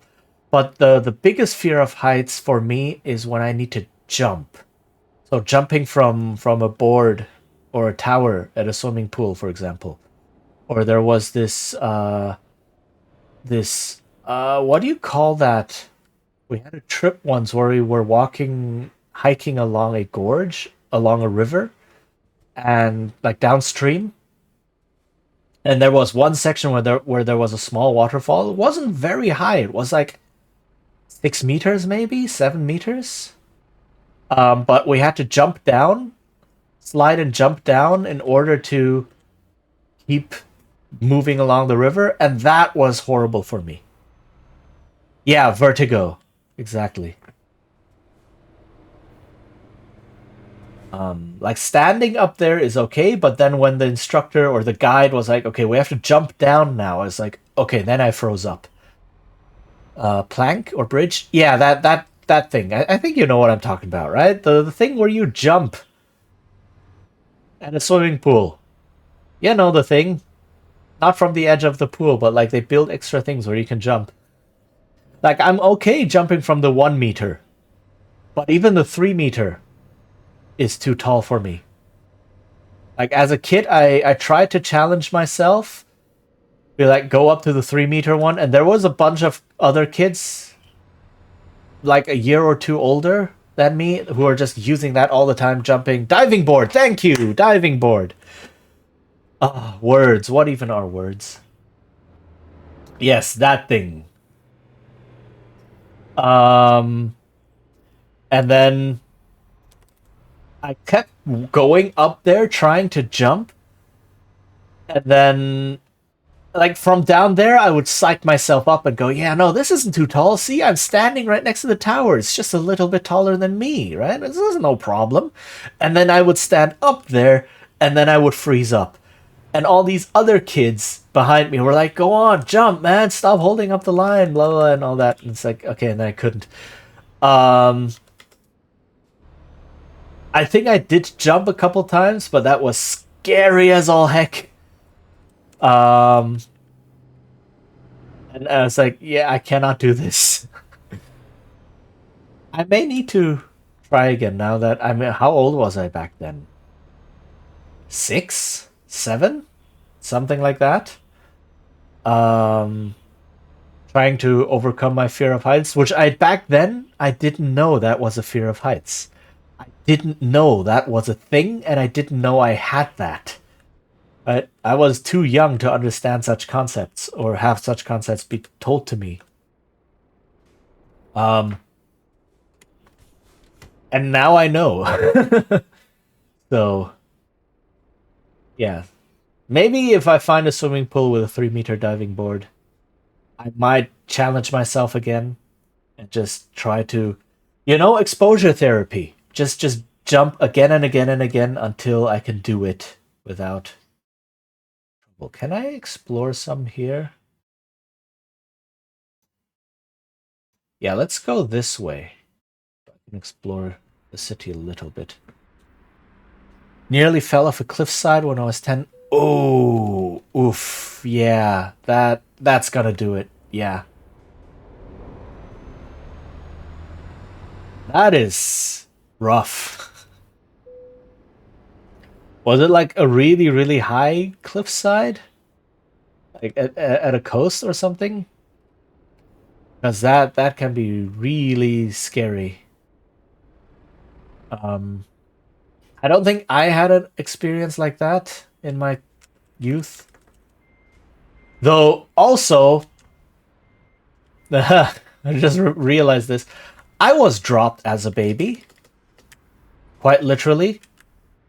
Um, or I don't know if I was dropped as a baby. My parents don't know if I was dropped as a baby. The only person who knows if I was dropped as a baby is the nurse who handled me. Um, Seemed really high, but it was 20, 30 meters. I mean, that is still really, really high if you have to fall that distance, right? Uh, that is ridiculously high. So, my truck is completely. Look at that. It's completely stuck. Okay. But yeah. Um, so I don't have any conscious memory of that because I was a couple days old. But I was dropped, most likely. Jackknifed yourself? No, actually, this is okay. So, I was going backwards. I'm so old now. I mistake the reverse gear for the forward gear. Um, no. So what happened was when I was a couple days old. That's what the truck did. Oh, oh, that's what jackknife.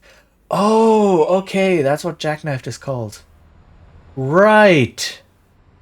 I didn't know that term. Now I do. Thank you. But yeah, when I was a little kid, like a couple days, a week or two after I was born, doctors realized that there was something wrong with me, or the nurse watching over all the newborns watched over me and realized there was something wrong. And then they did a check and realized that part of my skull was broken, and that caused internal bleeding, and the blood was bleeding onto my brain and caving in my brain from all the pressure of being in there. Right, the blood had nowhere to go. It was just stuck in my uh, cranial cavity and pushing my brain in very unhealthy ways. Uh, so yeah, luckily they discovered that on time. But when the doctor explained that, yeah, I'm really glad they found out as well. Like the night shift nurse, I think, looking over the baby, saw that I was constantly twitching my left arm. I think what was happening, right? I was constantly twitching the arm, and she was like, "That's not right. Babies, sure, they twitch every now and then, but they don't twitch their arm regularly like that." So she called the doctor. They checked me out. But then when they told this to my parents, right? They told my parents, "Oh yeah, the skull is cracked and bleeding onto the brain." Apparently, the very first thing was like the nurse standing by there saying, "I didn't drop him." Right? That was the first thing that happened. So that is super freaking suspicious. So, um, we don't know why that happened. But the most likely explanation is indeed that the nurse accidentally dropped me or mishandled me somehow, that I bumped my head really badly. And I mean, kids' bones are soft, right? Newborns' bones. Like I said, I was even slight. No, I was. Yeah, I was a couple days old. So, my skull cracked from a bad bump. So we'll never know what happened. But the most likely explanation is indeed that the nurse who was handling me for whatever reason, right? Whatever she was doing, but she probably uh, dropped me somehow. And I still have the scar on my head from the operation. Babies bounce? Don't try that at home. Don't try that with babies. That might not lead to good outcomes. But yeah, so they had to cut my head open, get rid of all the blood, and then seal everything shut. Then, yeah, I still have the scar on my head. It's covered up by hair, but there is, if you look carefully, there is this one line on my head where there's no hair growing. And if you like, what do you call it? Like flip over my hair to look at it, you can see it pretty clearly. And even like I went to a hairdresser at some point, and he was like, "Oh, why don't you cut your hair super short, like mine? Look, I have this buzz cut, right? And I think you would look good in it." I was like, "Yeah, no, I have the scar on the back of my head." And he felt around a bit. He didn't even see it. He just felt around a bit. I was like, "Oh, this thing," right? So it is very much there. Um, yeah. So that was so I can never claim I never broke a bone because I broke a bone at like a week old. Story of my life. That is good that hair can cover it. Sometimes people are not that fortunate. Yeah. Oh, I'm speeding again. Dang it. And I fully understand if people don't want to show their scars. Um, in my case, like I'm okay with showing my scars. I have several other scars as well. Like I have a very big scar on my chin where I fell down while riding a bike when I was like 6 years old or something. Um, and that needed stitches.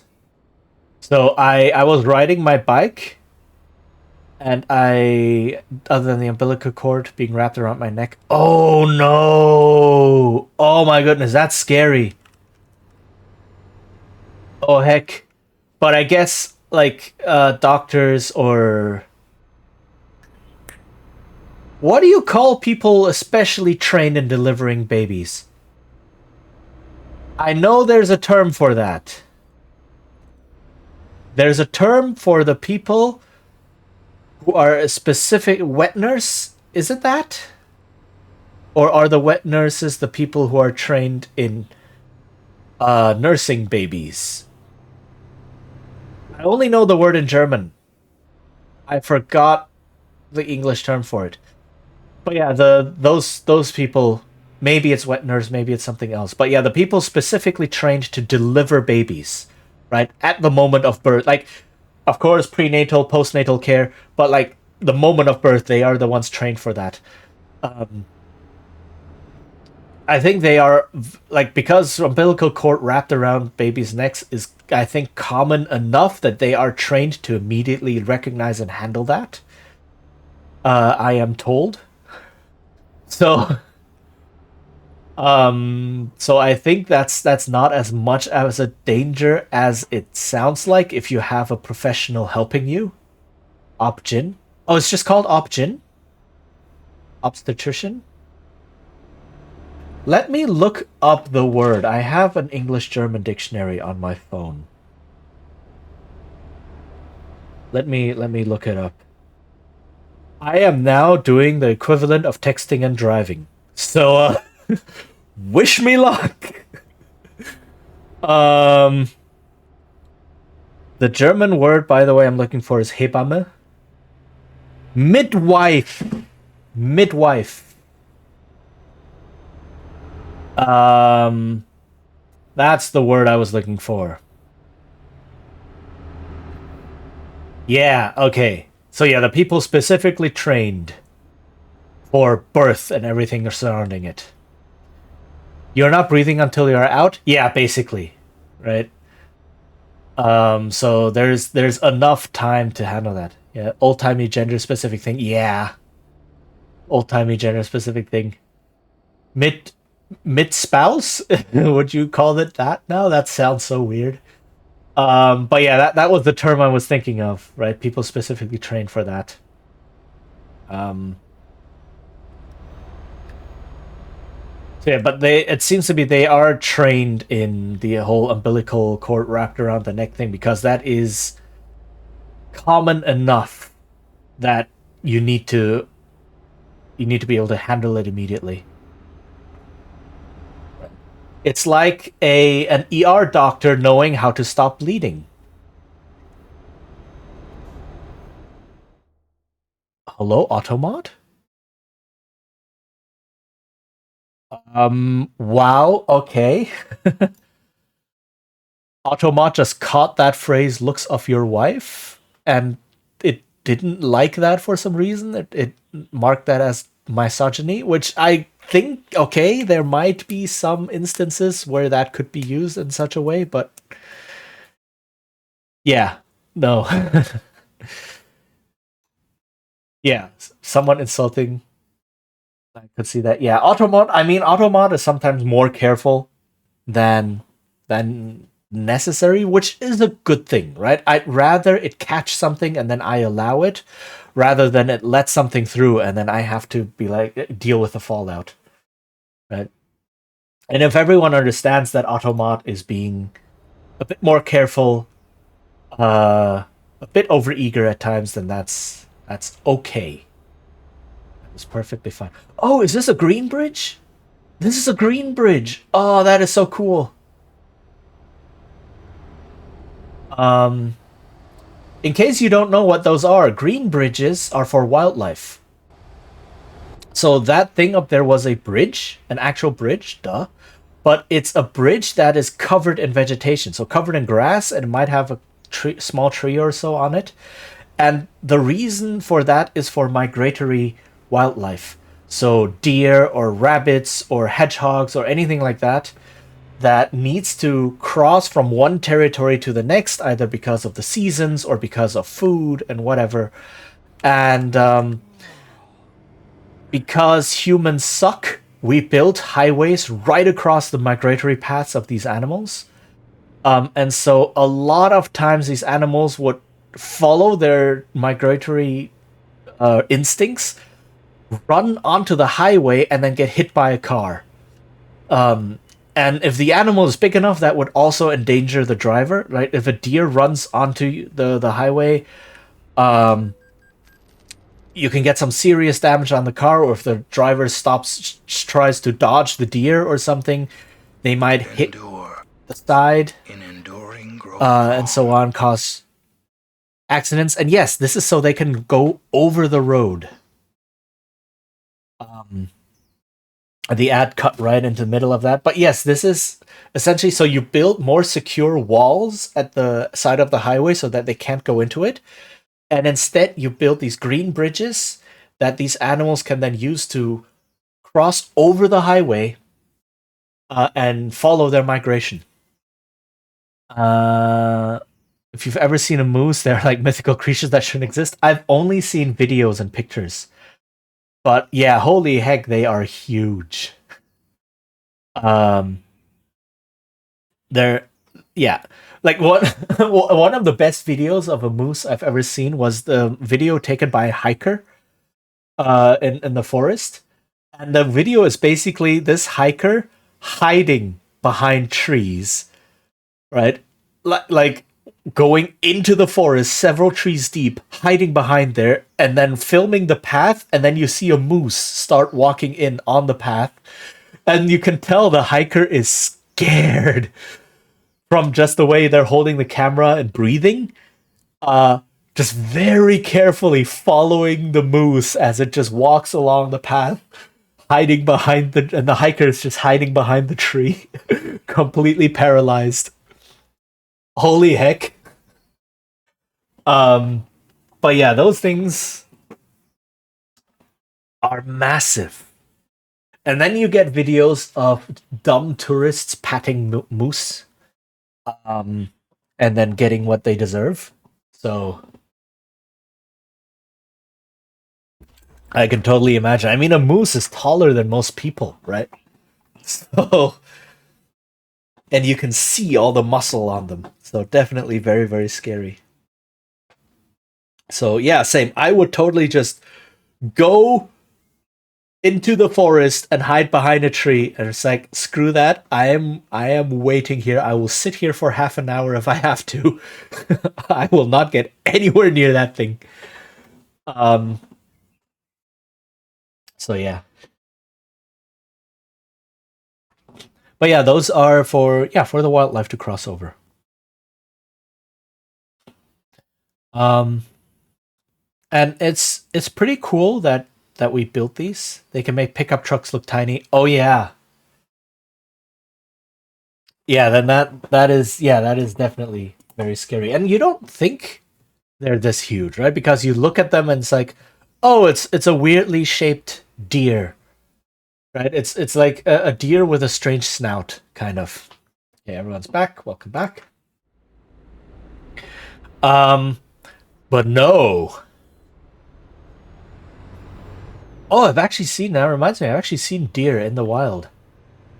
On a jog, even. So, like, back when I lived in Germany, I lived at the edge of the city, basically. So all I had to do was walk about 15, 20 minutes, and I'd be in the wild. Well, not in the wild, but like in nature, right? There's these huge fields there, and then forests, which is basically okay. So in Germany, you have to know in Germany there are exactly three biomes. There's urban biome, so anything that's built, fields, and forest. That's it. There's nothing else in Germany. That's the only things you get. Right? If you're riding along on a train, you see houses, then you see fields, then you see forests, then you see fields, then you see houses, then you see. There's nothing else. That's the only thing you're getting in Germany. So if you live at the edge of a city, you walk a little bit, you're in fields and in forest. That's just gonna happen. Um, so I was out jogging in the forest one day, and it was relatively late. So by the time I was heading back from there, the sun was already starting to set. But it was, I think, in the summer, so the sun takes like half an hour to fully set or something. But because it was starting to become twilight, all the deer were coming out. The deer were moving around. So I was jogging, and then I had this deer just jump across the path into the forest, just a couple of meters ahead of me. It's like, oh my goodness, I actually saw it. That was a really cool thing. But then I remembered if the deer are out, the boar are also out. And you do not want to meet wild boars. Like, holy heck, those things are dangerous. They might look like cute, weird pigs, but no. If you piss them off, they will charge you and they will put you into a hospital if you're lucky that someone finds you. Right? They are not friendly. Like, they are surprisingly quick. If they want to charge you, they will be on you right away, and their tusks are like, they're huge. They have big tusks. Those tusks will hurt you. And then you have to go to the hospital, usually, because yeah, there's going to be some serious injury happening. And if you're in the middle of the forest, just jogging on your own, and the boar charges you, you're screwed. So I was like, I need to get out of this forest right now, because when I see deer, the boar are probably also starting to become active at night. So I do not want to be here. And that's something they don't really teach you. It's just ah ha ha, boar is so cute, and no. Especially if you happen to see the little piglings, boarlings, and those are so cute. They're so fluffy and have their little stripes, the stripes on their fur and such. They're really adorable. But you take one step toward them, and the parents are gonna murder you. So don't do it. Um, Nara in Japan, which is a deer city. Oh, I think I've heard of that. Yeah, I think I remember that being a thing. Yeah, man, I need to go to Japan again at some point. I've been there a couple times, mainly because Japan is so close to Taiwan.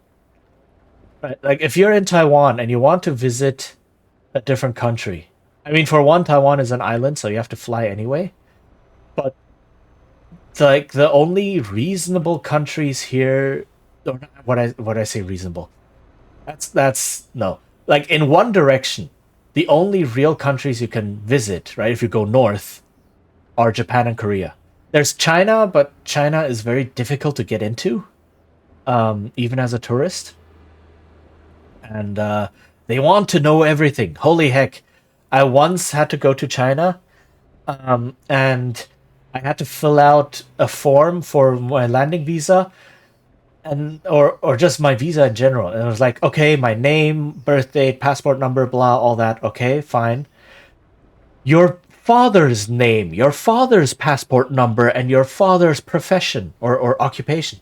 Your mother's name and passport number and occupation. Like, why are you asking all of this? What is going on? Right? They ask so much. And then they charge money for asking all that info from you. It is wild. It's oh my goodness. So that's why I don't like going there. Oh yeah, definitely. They will make a profile for you and they will know everything about you. Everything. Um it's it's unimaginable. Like that's an actual authoritarian state. Like if you've never actually experienced that, and I mean I don't live there. I don't have the passport. I have my German passport, so I go there as a Western tourist, right? So I understand that I get certain privileges that way. But even so, holy heck, you taste the authoritarianism the moment you decide to go there and start filling out the paperwork. Um, Thankfully, I've not. I mean, China is beautiful. The landscapes, they have some beautiful landscapes. They have some very interesting cultural spaces as well. The food is interesting and good. But going there for that is, I don't know, man. I much prefer Taiwan. But yeah, if you're going north, the only countries really to visit are Japan and Korea. And then there's, of course, a whole bunch of other countries that are in similar distance. Hong Kong is there, Singapore is there, Vietnam is there, which are roughly in the 3.5 hour flying radius, right? Um, and then the other countries, Philippines are also there, and the other countries are a bit farther away, right? Malaysia, Indonesia are starting to be more further away from Taiwan. But yeah, so Japan is a very popular holiday destination or travel destination in general for people here because there are a lot of flights. It's easy to get there. And again, with my German passport, I don't need a visa. I can go there for 90 days without any trouble. Um, so that makes things easier. Um, But even if you have like some other visa, some other passport, even a Taiwanese passport or so, I think you don't really need a visa because like the Japan government understands that a lot of Taiwanese people travel to the country, so they make it easier. I think. So that's why I've been to Japan quite a bit, because it is the closest or one of the closest destinations if you live here. Um,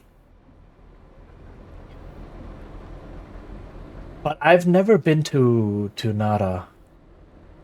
Mainly been to Tokyo, and I've been to Nagano, which is further in the north, in the mountains. Um, I think Nagano. Um, and that's basically it. So I need to visit it more. That's also I'm learning Japanese on and off. I have been learning Japanese on and off for like 18 years now. It's so strange when I think about it. Um I know it well enough to kind of understand the gist of what's happening, and I know it well enough for things like asking for the way or buying train tickets or things like that. But I wish I knew it better. Um, it's always like whenever I know I'm going to use the language, I really get into learning it. And then afterwards, it's like, oh, but I'm not really going to use this language in a while. And then I'm going to use another language sooner that's going to be more pressing.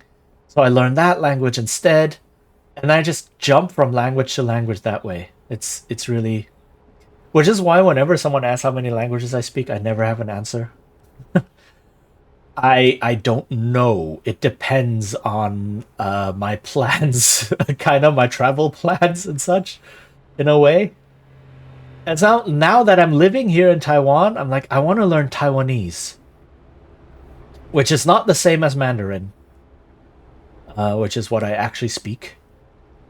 So yeah, I can say basics, but I've never talked to people in the language, so it's hard to actually learn it. Yeah, if you don't have a way to use the hello, that dude just crashed into me. Okay, I object. Anyway, yeah, if you don't have ways to use the language or talk to people in the language, it's very difficult to really stay consistent with it. Which is why some games I switch them to French, for example, or to other languages. Genshin, when I played Genshin, I had all of them speak Chinese just to stay in practice. So it's, but yeah, I totally get that. It is difficult.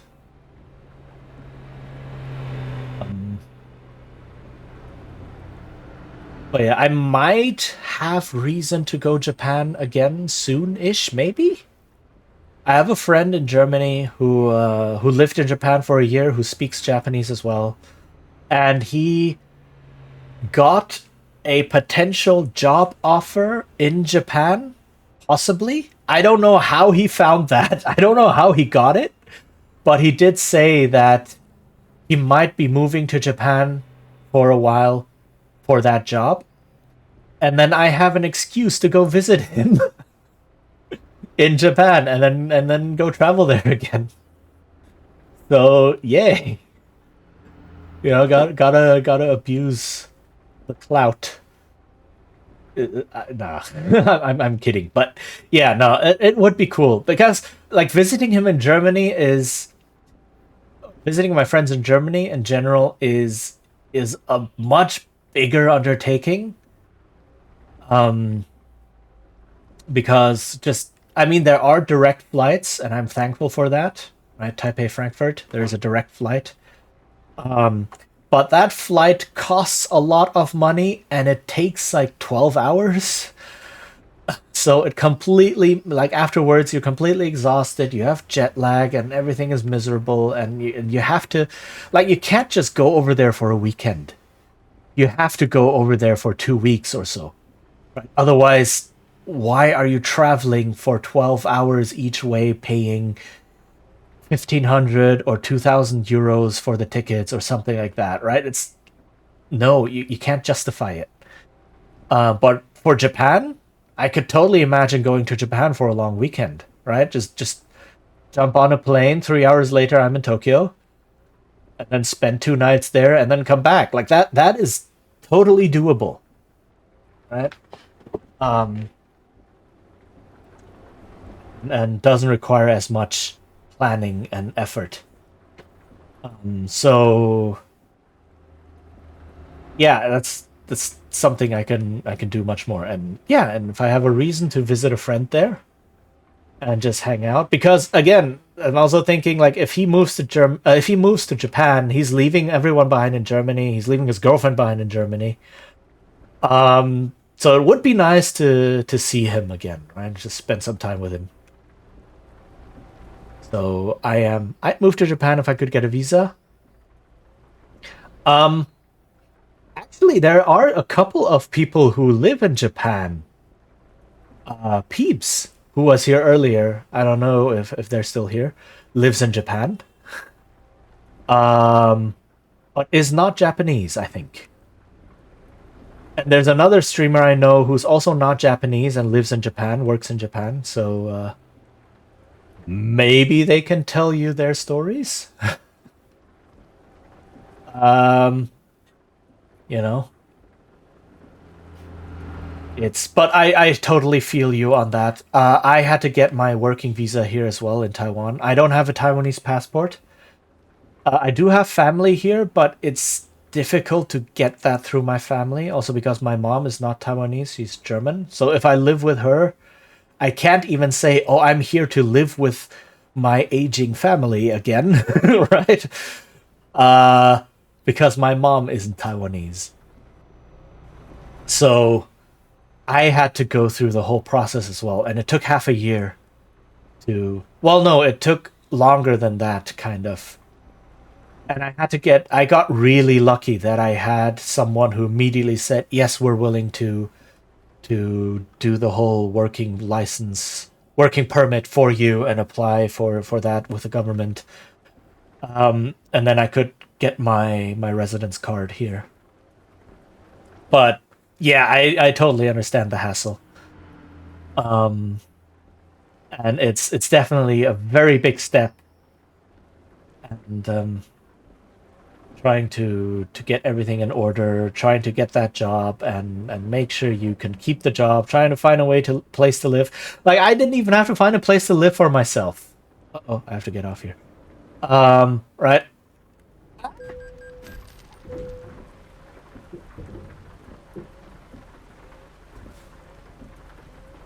We're fine. We're fine. We're still good. Oh, hey, Penelope. Hello. How are you doing? How goes? Welcome, welcome. I just crashed my truck. No one saw anything. Um, yeah, but I didn't even have to look for a place to live, really, because my mom already lives here. So I took the easy way. I mean, that's why I picked Taiwan, really, because I knew I already have family living here. I can stay here. Uh, at least for the first while. They have contacts, right? So they can help me get established. They can help me ask around to see if I have a job, if I can get a job and such. So I definitely took the easy path. Um, but I understand like looking for all of those things yourself. When I moved back to Germany for studying university, I just woke up from a nap and you were on my PC. How did that happen? Oh, Lysithia raided. Right. Well then, welcome. Welcome. Um, but yeah, when I moved to Germany for my studies for university, um, yeah, same. I had to apply for the university. I had to look for an apartment. I had to go through everything. I didn't have to go through like living there paperwork because I have a German passport, but I basically did part of it here, part of it there. Oh my goodness. Right, looking for the apartment on my own. I did that. Looking for a job here, I did that as well. So I definitely feel it. Um, and I also had to go through. Like, I don't know how the also hydrate. I should do that.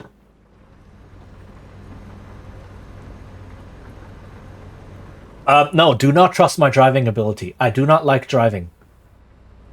Definitely don't. I have a driver's license, but I do not enjoy driving. So yeah, definitely don't. Trust my brother. My brother is an excellent driver. Trust him. Get into his car any day of the week. Um, but do not trust me. um, so that's a very good life choice there that you're making. Um, but yeah, I don't. I mean, I can imagine that different countries are different in like what kinds of foreign workers they accept and such. Be right back. Yeah, no problem. But here in Taiwan, they are relatively strict. They have a very short list of types of jobs where you can even try to apply if you're a foreigner. Great life choice that will keep you living. Definitely, definitely. Um, so it's Yeah, I mean, controlling your car is one thing, even though I'm failing at that as well. But traffic is the thing I cannot stand. Okay, hold on. Where do I need to go? Through here. Okay.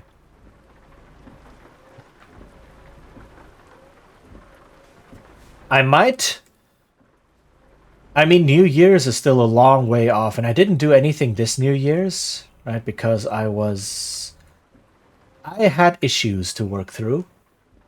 So I didn't do any Christmas or New Year's stream or anything, but like the New Year's before that, um, I did a drinking and driving stream. So, do people drive a lot in Taiwan? Oh yeah, it's become better, because the public transport here is being improved massively. So the issue is not that people drive a lot in Taiwan. The issue is that the driver's license test here is atrocious. So, um, so public transport here is really, really good. At least in Taipei, right, which is where I live, the capital.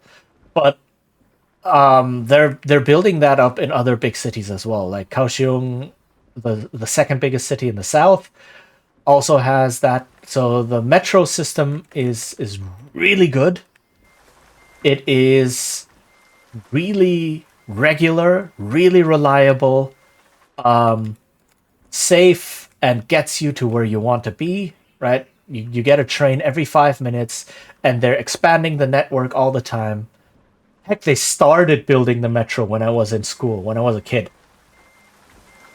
A lot of my classmates, very interestingly, a lot of my classmates back in school, and I went to an international school, so a lot of my classmates were also international kids, right? Germans or such, from other families that came here.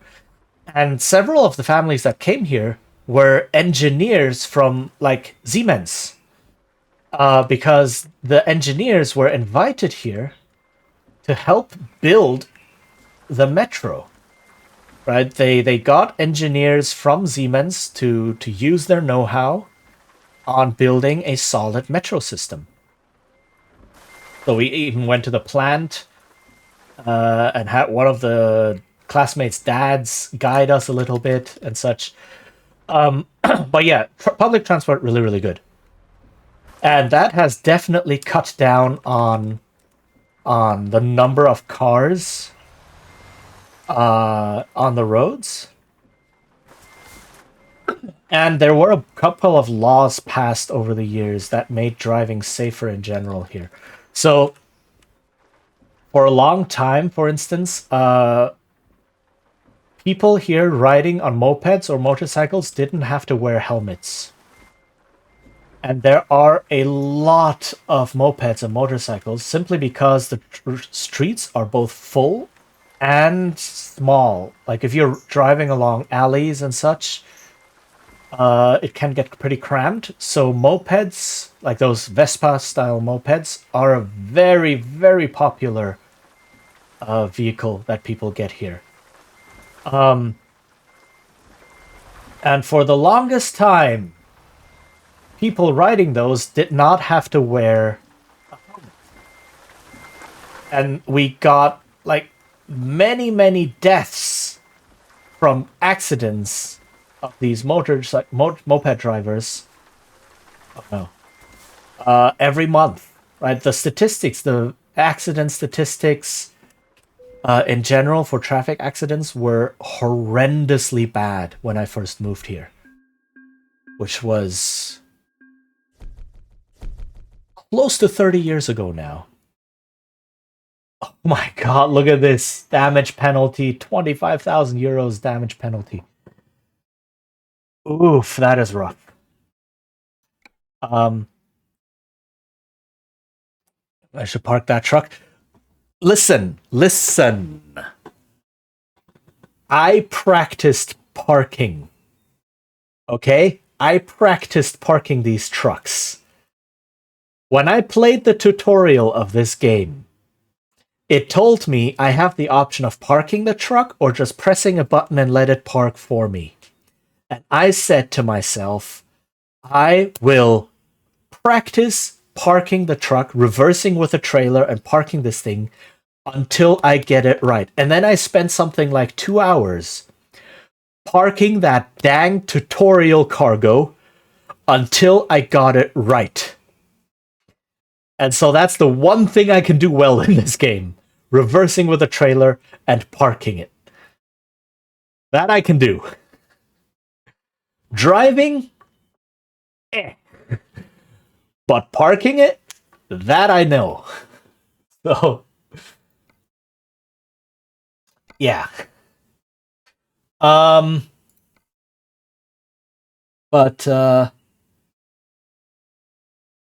yeah, so the statistics that... Ooh. This one's interesting. Is this a heavy cargo? Doesn't look like it. Oh no, it is heavy cargo. Oh, these are so long distance. Offer expires in 31. What's the time? Wednesday, Thursday. Oh yeah, let's get this one. This is an urgent one.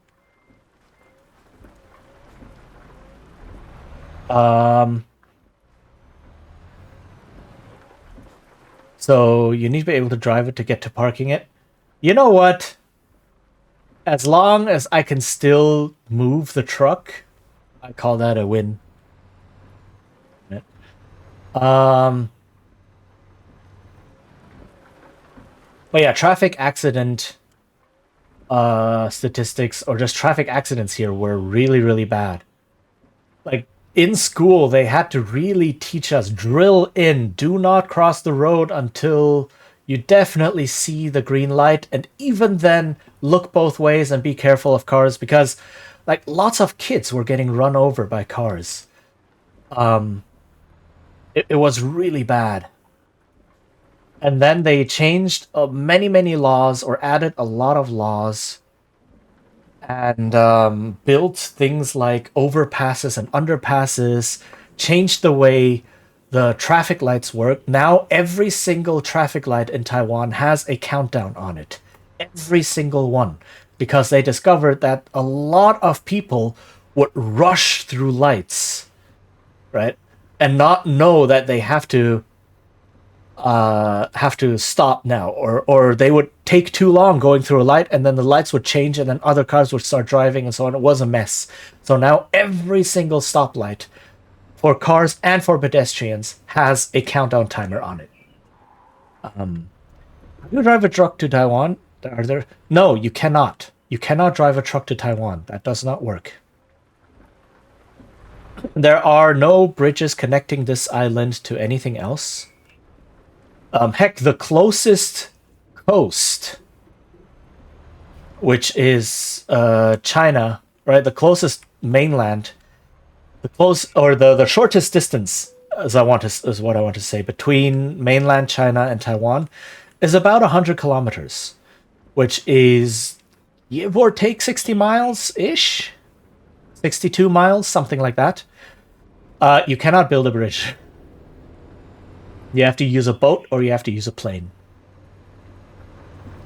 So you cannot drive a truck here. But yeah, they changed many laws. They did things like, oh, you have to wear your seatbelt. You have to wear a helmet. You cannot. They had a lot higher penalties for things like running red lights or for driving drunk or things like that. Like they just really did a lot of policy. They included a new policy just recently, like shortly before I moved here, which was if there's a pedestrian crossing on a marked crossing, cars have to stay 3 meters away from them. Which is a bit excessive, but they did this to drill like this behavior into drivers. If there are people crossing on a marked crossing, you have to give them space and not try to run them over while going over the crossing yourself as a car, right? Because that happened quite a bit. They would just narrowly dodge that happened especially with motorbikes. They would narrowly dodge pedestrians trying to go over the crossing because they think, oh, I'm a small motorbike. I can just squeeze through them. And now if they do that and if they get caught, they have to pay a lot of money. So yeah, so that's basically to drill into don't fight over the pedestrian crossing while there are pedestrians crossing it. If it's clear, go ahead and drive over it. But if there are people walking on it, do not fight for space, is what this law is supposed to do, right? And it's working. It really is working. And that's one thing I really like about here. Sure, we have our share of corruption, we have our share of misdealings, and we have our share of nasty stuff. But if there is a big problem that the government sees we need to tackle, they tackle it. They definitely tackle it. Don't almost murder people. Yeah, basically. But so the traffic laws are one big thing. Like the traffic statistics, I mean, traffic isn't safe. Traffic is never safe, really. But you can cross the street without fear of getting run over now, even as a kid. If you follow the laws, if you have common sense, pay attention to the traffic and so on, if you use marked crossings and lights and such, you are safe. And you couldn't say that 25, 30 years ago, right? If every time you crossed a street, you were playing with your life, basically. I have anxiety. I will never not fear crossing the road. Okay, fair. But here we have overpasses and underpasses as well, right? For pedestrians. So that is really good. On bigger crossroads. So definitely traffic was one big thing that they tackled. Another big thing that they tackled was the environment. And that is relatively broad, but basically Taipei used to be dirty as all heck. There used to be just piles of trash bags all over the place, right? Things weren't recycled properly. Stuff was just getting burned. The air was bad. Pollution was massive. Okay, where are you? We would have smog all the frickin' time. And it's gotten a lot better. Right? There were a lot of policies and laws put into effect of making the city cleaner, of being like, oh, you have to, oh, right, I have to go here, I forgot. You have to, you cannot just litter everywhere, like fines on littering and such. And just policies on making the city greener, right? Building more parks, and even small things like when you have construction, and there's a lot of construction going on in the city, right? Constantly building new apartments and such. You have these walls, right? You wall off the construction site, obviously, right? But then what they do is they have these planters that they hang onto these walls, and basically it's you can then put plants covering the entire wall, because it's just a, how do I describe this? It's like wallpaper-ish, but except instead of having some sort of picture on it or something, it's full of planters. Oops. Right, so it's just a whole... Did I grab it? Not yet.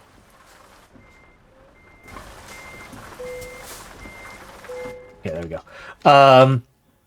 It's a whole, like, everything is just with holders to hold small plant, what do you call them? Flower pots. That's it. And then you can just fill them completely up and the entire wall will become green. And sure, it's a temporary measure. You will take them away again once the construction's done. But because there's so much of it happening in the city, and because you then always have some sort of walling off for things like that, you always have a certain amount of green in the city. And that's really cool. There's basically no littering in the city. The streets are really clean, and they're fixing sidewalks everywhere as well. Like, there was a huge push to fix up sidewalks a couple years ago because sidewalks were dangerous. They all had these old tiles that were all breaking and cracking all over the place. And they fixed all of those up. So that's what I like about living here. They do tackle these things. They do, like, you do see the improvement happening. Because there is some amount of people caring, to say that. I have construction right now in front of my house. Love to throw some flower planters at them. Oh yeah, definitely. And I guess the flower planters also help with noise and help with the aesthetics, right? And help with, I don't know, all of the trucks that have to drive in and out of a construction site, right? That's a thing. So definitely a good thing that's happening. So if you like, I can only compare it because I grew up here, right? I was here as a kid 30 years ago, and I lived here most of my life. Well, a long time of my life, and I'm here again, so I can, and I've been visiting in between, so I can definitely see the change and the growth. And my trailer is stuck. So I can really see how much better this place has become. Plus, you know, the food is awesome. And living here is relatively cheap. So that's always amazing.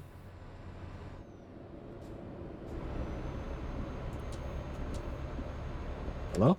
Okay. It's nice seeing the place you grew up in change for the better. Yeah, it really is. Back, but not really able to type for a bit. No problem. No problem. It's perfectly fine if you just lurk and have it in the background. I appreciate it all the same. Like, I still have a foundational memory, core memory of being in Taipei as a little kid. Again, like something like 27 years ago. And I was aware that trash bags were a problem because my family was talking about it. And we were out shopping one day, grocery store, whatever, don't remember that. But I do remember seeing a pile of trash bags, like a pretty large pile, bigger than a person, sitting on some street corner. And then I saw a cop on his motorcycle stop nearby and take a picture of it. Right. I still have that memory in my brain. And I was like, okay, there is something being done here. Right? That was, I mean, as a little kid, that was like what I picked up from that. So that is the memory I have in my head. But yeah, it's definitely I don't know what taking a picture of the trash was gonna do. You know, but I saw, oh, someone in some official capacity is taking care of this, right? And that's what my child brain picked up. And yeah, man, talking about all of this makes me want to do walking streams again. I've been talking about it ever since, like, not ever since moving here. I've been playing with the idea for a long time now because I knew I was going to move here for a while. And I really want to do walking streams. But the biggest hurdle in walking streams is finding a good camera for it, I think. I could just use my phone, I guess. But I would like to have a nice camera. Something akin to a GoPro, right? I imagine baby Shichin with a big hat. Oh no, I didn't have hats back then. Funny story, I used to lose all of my hats back then. My mom got so pissed every time. Like I used to wear those, what do you call them? Baseball caps, I think, right? As a little kid. And I would just lose them consistently. Right? I would be sitting in my little buggy stroller thing being pushed around the city, and then my mom would look down and my hat was gone. And then she would get me a new one, and then we would go out in the city again, just strolling around, and then on the way home, it's like, where's your hat? And it was gone. I littered a lot of hats all over the place back when I was a little kid. There's a YouTuber called Wheezy Waiter who does a lot of walking videos. I think he just uses a phone. I mean, yeah, you can definitely use your phone. And I have done some testing streams. Rebel baby. I have done some testing. I don't know if I've the VODs of them officially saved somewhere. I think I do have the VODs saved. Where I did use my phone to just walk around the city a little bit, just to test things out, test how the mobile streaming app works, test how the bitrate works and such. So I guess I could use my phone. But even so, I want some kind of holder for my phone, because holding my phone up all the time is straining on my wrist. And because I have to hold my fingers in an awkward position and hold my wrist in an awkward position, you know, to hold my phone up. So I would at least get some sort of handle for it that I can have a good, like, that I don't hurt myself doing these walking streams. Some phones have crazy good cameras. I think my phone camera is okay, but my phone is also pretty old. My phone is like 5 or 6 years old by now. The model. And I have been looking at... Okay, where do I need to go? This way, alright. I have been looking at some sort of GoPro things.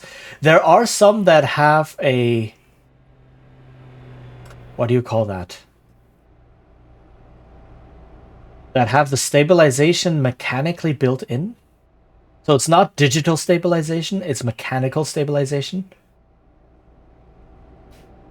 I forgot what it's called, but there's some cameras that actually have that, right? Where you have a handle to it, and then the camera is attached to this gyroscopic thing that makes the camera mechanically stable, which is really cool. So those would be interesting. I mean, yeah, I could probably just buy some sort of handle for my phone for cheap, and then test out walking streams. I could do that. I have oh, thank you for the redeems. Thank you for the hat pat. Headphones. I have headphones that I can attach, and the headphones have a mic on them that I can use, so that I don't have to rely on my phone microphone, so I can move my phone around a bit more freely. Things like that. I have all of that. You know what? Look at me with the whole do as I say, not as I do attitude here. I was talking about just starting things, you know, just starting streaming if you want to get into it. And here I am talking about, oh, I need to research cameras and handles and blah and all of these things when I want to stream myself, or do the walking streams. Screw that. Okay, you know what? You know what? I will look into my schedule. I will find a time, and I will do them walking streams. And if the quality is in the beginning, then I know what to look for. Yay, walking stream. Because I do think there are a lot of things in this city to see. I mean, of course, there's the tourist spots, but there's the nice thing about, like, thinking about walking streams is also I discover things I didn't know the city had. Like, sure, if you read a thorough tour guide on the city, tourist guide, travel guide on the city, it will probably tell you about them. And heck, I might just get a travel guide and read it to see what's in here. in the city I live in. But like this, Taipei has a reserve, mangrove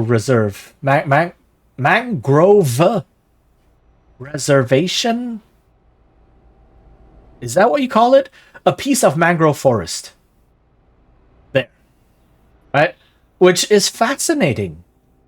I didn't know it had that. But it exists, and you can just go there and walk along, the river coast and look at mangroves. Yeah, it's not super huge, I think, but it's big enough that you can walk in there and just get a feel for what it's like. There is a capybara cafe in the city. You can go there and you can pet the capybaras.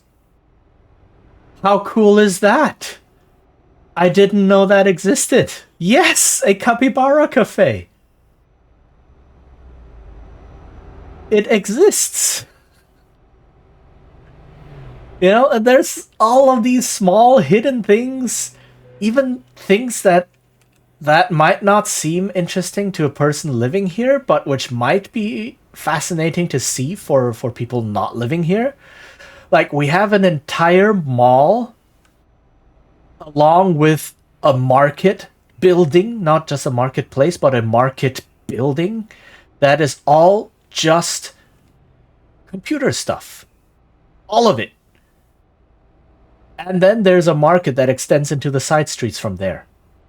Right? So we have an entire mall, an entire market building that are attached to each other. Yes, I know. It's at like 16% damage, 17% damage. It's okay. I need to finish this delivery. But it's all just computer-related stuff. All of it. Right? So I've been there a couple of times when building my own PC or when like getting a new laptop or any hardware, software, mainly hardware stuff that you want to buy there. You just go there and it's your one-stop shop. Right? All of the big brands have shops there. You can barter because it's a market, Like when I buy headphones, when I buy external hard drives, when I buy a new mouse, when I buy parts for my PC when I'm building it, when I buy my mouse or monitors or whatever else, I go there because it's just one centralized area, and that would be interesting to walk through as well, and just see, we have a really densely packed market building that's like 5 floors or something, full of small stalls. It's almost like an IT bazaar. It has that feel, right? It's like, that could be interesting to people, Could be interesting to see. So, and there's a lot of places like that around here. I do have to see with the weather, though. It is starting to become summer. So some things I might be able to do, some things I might not. I vote Capybara Cafe. Though, to be fair, I will have to call them and ask them if it's okay to stream in there. Because, it is a cafe. Just going in there streaming like I own the place is yeah. You can probably take pictures, but stream is something else. I definitely want to check it out. Or also just drink lots of boba. After all, boba was invented in Taiwan. So we have a lot of stalls that sell that thing. Other drinks like it. And yeah. So can just walk along some streets and just get some boba. And then just do that. The thing I was also thinking of, if I have a not webcam, but like a GoPro type cam. What is it even called? Action cam, I think. I looked it up once. Right? GoPro alternatives and such reviews, and then apparently they're called action cams, which okay. um the thing why I want those is because I can tuck them into like a backpack strap or something, or attach them to a backpack strap, and then have my hands free. And I can also buy, some joggers also have these pockets that you can strap to your arm where you can put your phone in, right? To listen to music or whatever. I could get one of those and strap my phone to my arm for the walking streams to keep my hands free. Right, so I can hold a boba and a snack while showing everyone what I'm eating and drinking. Things like that.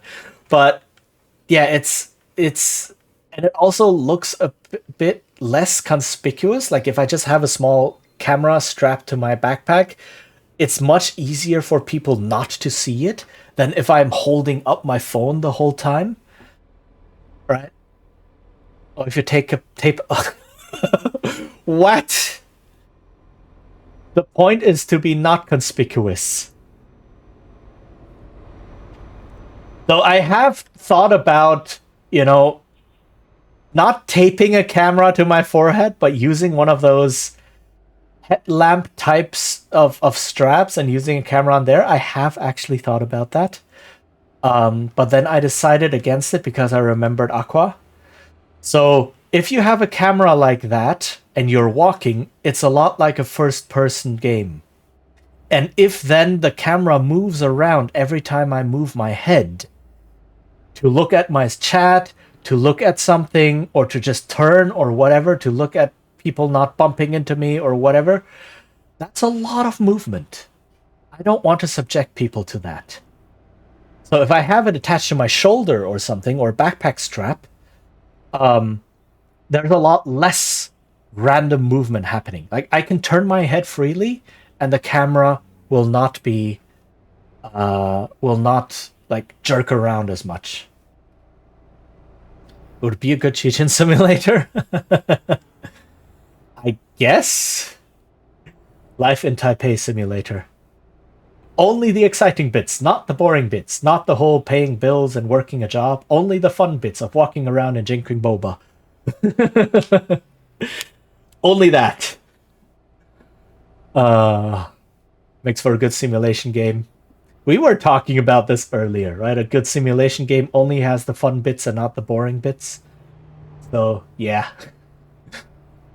I will go to my job. I will earn money and pay bills. You don't have to see that. You only get to walk around in the city and have snacks. Live vicariously through me. But no, I think if I attach a camera to my head in any way, that will be way too much movement. How much boba can one person drink in one day? Not much, I'm afraid. Those things fill you up.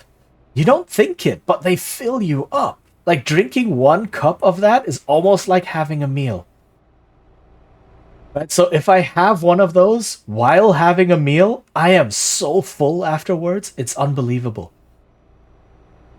So I can drink maybe 2 or 3 before I start getting really sick. Because it's just too much. Those things, they're oof. Yeah,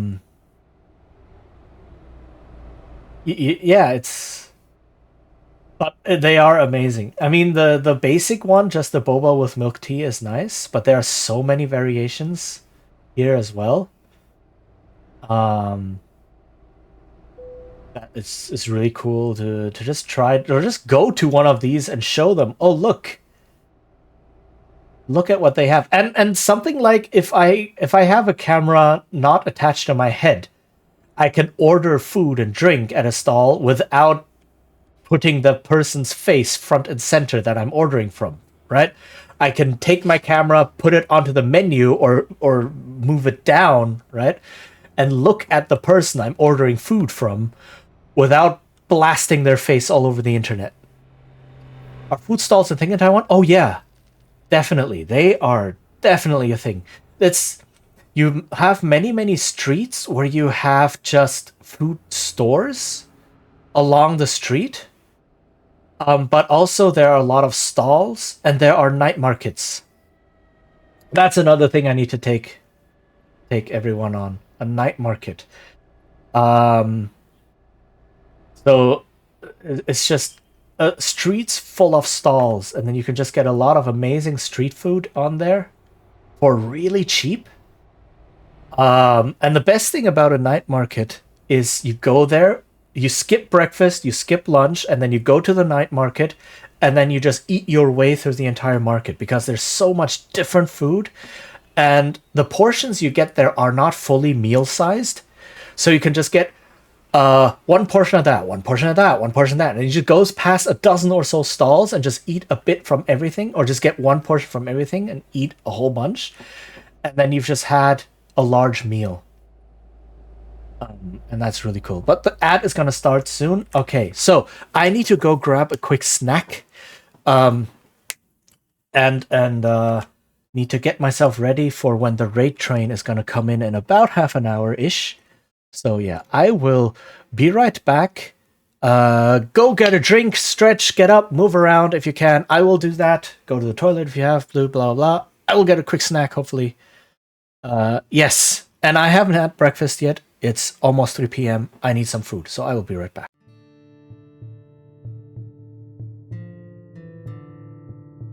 Endure. In enduring, grow strong.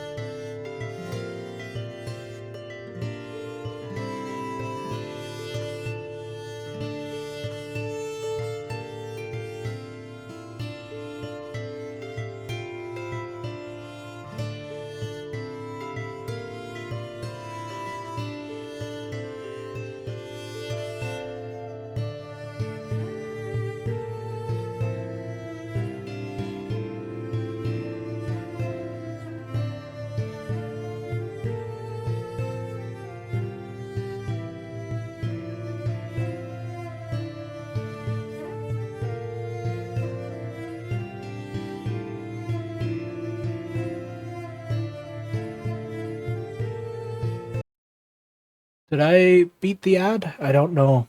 One part is saying ad is still going, the other part is saying ad has started or is over. I don't know. Anyway, I got a bit of food here. So I might just chew a little bit every now and then, but yeah. Let's continue with the drive. I wasn't paying attention. I was looking at my food.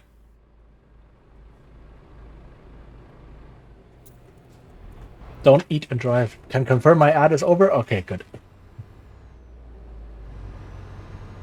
But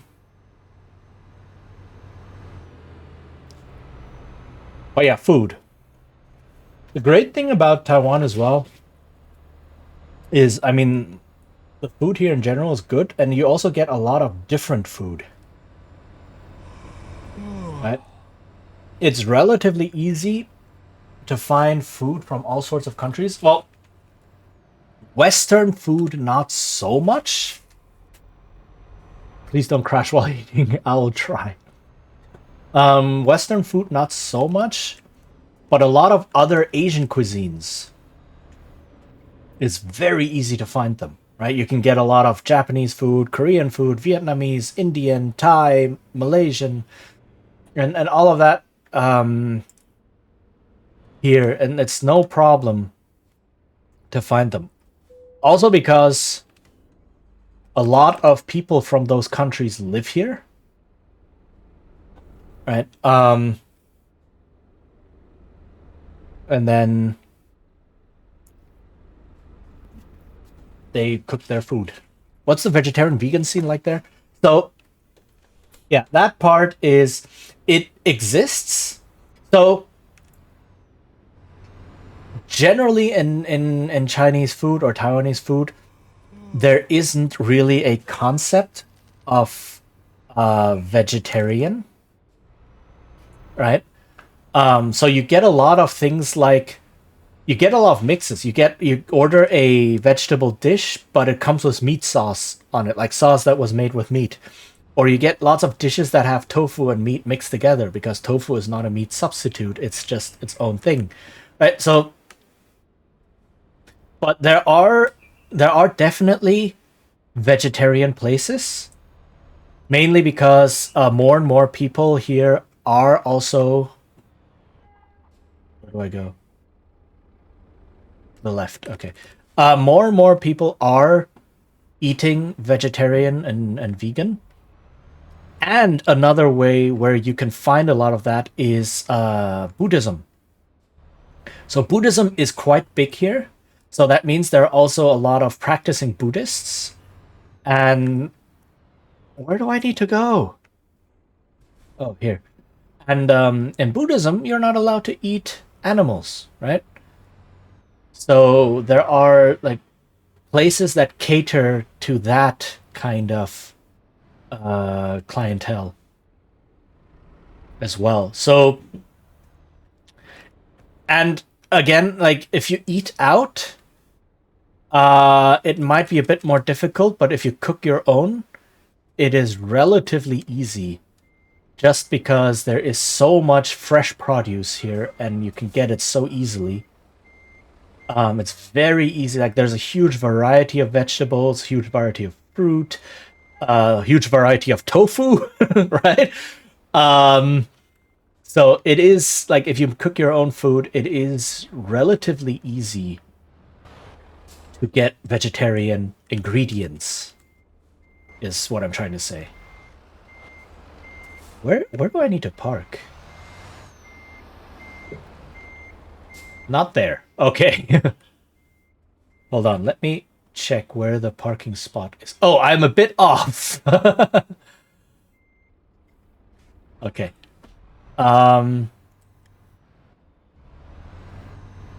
And food courts, for instance, if you go to a food court in a mall or something, there might be, like, it's not difficult to find like a vegetarian place in that food court as well and such. Right?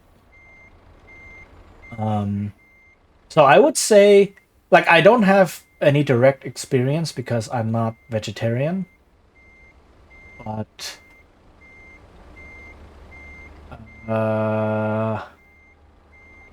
like 3 places nearby that serve more than a garden salad if you're going for vegan. Oh, yeah, so Okay, that's another good point. There is variety, so if you go to a place and order vegan or vegetarian food, it's not just, oh, we have the garden salad. Good luck. You will actually get a whole bunch of dishes for that. Right? There are even, how do I call this? There are even vegetarian places. I went to one once, in fact, many, many years ago, that basically do mock-ups of meat dishes, but with vegetarian ingredients, fully vegetarian ones. So instead of meat, they use special mushrooms, or they use tofu in a certain way and such, right? So I'm not making this because I started off wrong. So it's definitely, yeah. If you do decide to eat that, you will have variety, and you will have, like, finding a place that serves that will take a little bit of looking. But once you find it, not even a little bit of looking. Like, heck, there's a Buddhist restaurant relatively close to where I live, right? So it's like, oh, okay, yeah. So they serve vegetarian stuff. Done, right? Um, there we go. Okay. So yeah, you'll definitely get many different varieties of dishes. It's just you have to be careful that when you order a vegetable dish from somewhere, it might not actually be pure vegetable. It might have, like, it's made in the same pots and pans as the meat dishes. It has the same sauce that goes on meat dishes, which in itself might have meat on them, and so on. Right? But if you do find a place that serves vegetarian stuff, then yeah.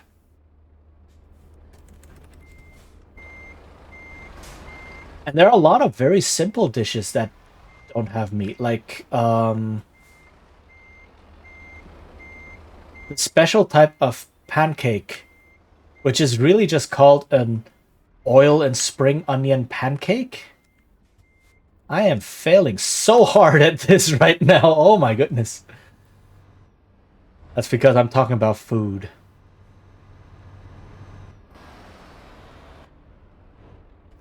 Um, which is literally just flour, water, oil, salt, and then spring onions and things like that, right? So there's a lot of very simple dishes you can just pick up, which, yeah, it's just meat is not even a thing. Um, Come on.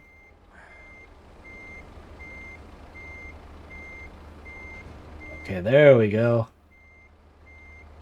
That's more like it. Okay, I just had to stop talking about food. There. Oi.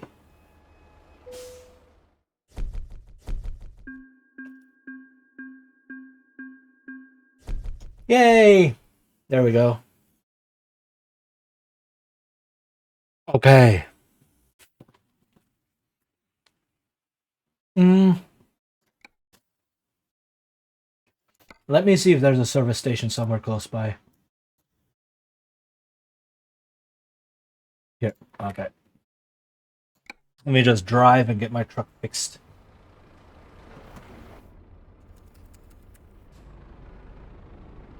Oh, and I need to sleep. Otherwise, I will pay more and more fines. Oh! And in this game, actually, they implement sleeping, which is scary as heck. So obviously, if you drive too long without sleeping, you incur fines because you're a truck driver. You need to get your rest, right? But also, if you stay too long without sleeping, the edges of your screen become dark, and then at some point, you go into micro sleep. Like this, like the edges go dark. But then at some point, you go into micro sleep, which I didn't know was a thing in this game. And when I first encountered it, I was scared. Because I was driving along a road at a high speed, and all of a sudden, boom, screen goes black. Right? And then there's a small text on there saying you fell asleep. Nothing I do could do anything. Right? And then a couple seconds later, I wake up and I'm just cruising down next to trees. I'm like, oh no, what happened? So that's what it's like falling asleep. Yeah, definitely. Are you gonna open? Hello? Or no? I guess this place doesn't open. Where do I go? That sounds terrifying. Thanks for the informative food. Of course. But yeah, if anyone has any questions about life in Taiwan, like I said, I didn't fully experience it because I don't eat that, or not I don't eat that. That's a horrible way to put it.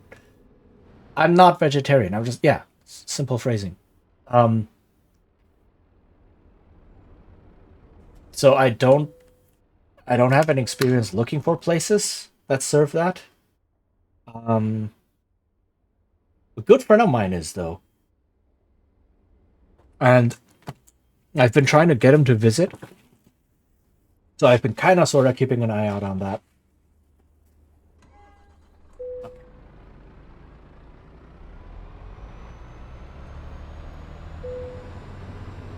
Do I have to go out this way? I guess I go out this way. Whoa, whoa, whoa! Did you guys see that?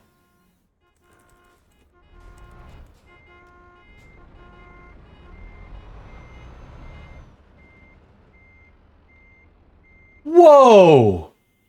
I don't know if you caught it. It was just at the edge of my vision. But when I was driving past, some sort of collision must have really messed up. And that red car just flew into the air and landed on this brown one. It might be visible in the... It was just like at the edge of the window where you could still see it. But holy heck. That was unexpected.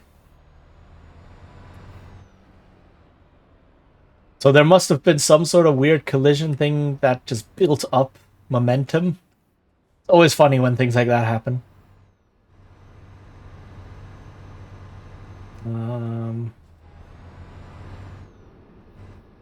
What do I do here?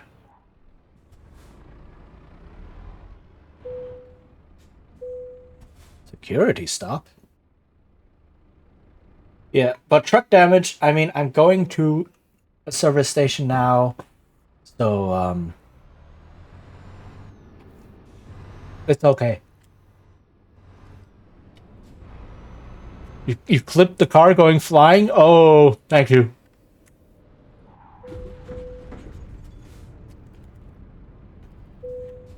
So much for paying attention to the road.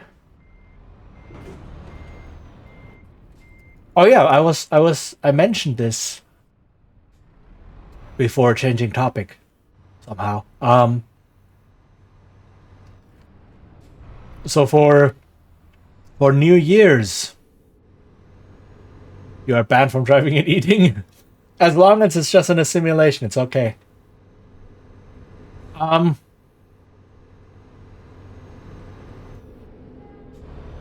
What was it? Oh yeah, New Year's 2023.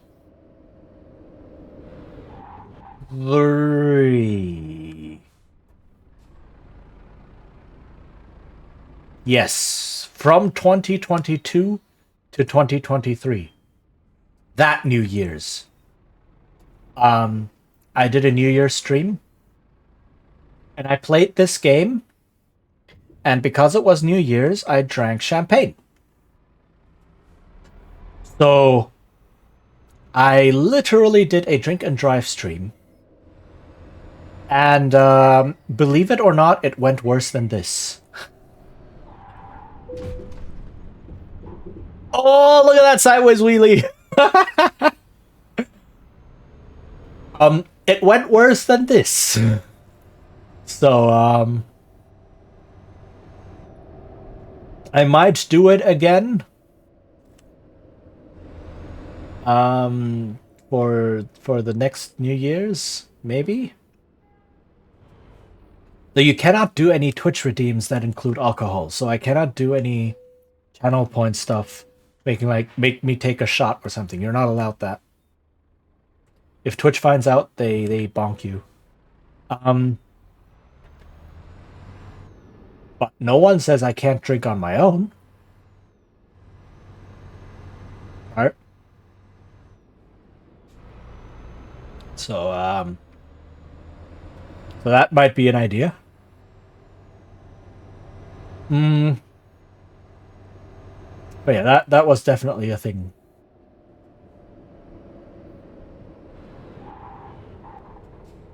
Drift, let's go.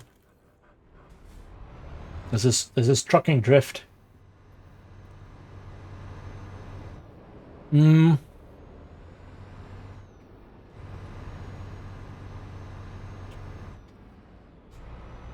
I have to see. I don't have much time left.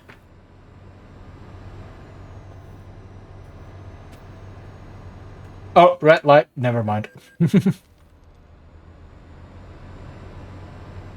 Didn't see that red light in time. So I cannot choose a delivery that's too long. Because I do need to finish on time. I need to finish in about an hour to continue the rate train. Like, my slot starts in like 2 minutes or 3 minutes officially for the Trans Lifeline rate train, and then I have an hour, and after that I raid out to the next person. So I don't have much time left.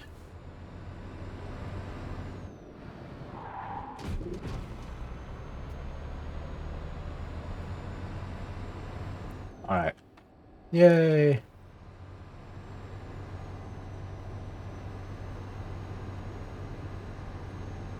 This is pretty far.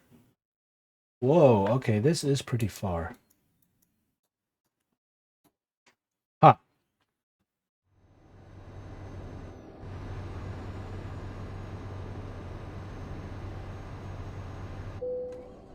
Hey, my truck just died.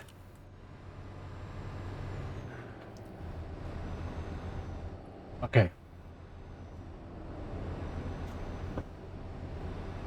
But yeah, if everything goes well, I'm expecting raiders in about 5 minutes or so. So, need to finish my food and make sure I'm presentable.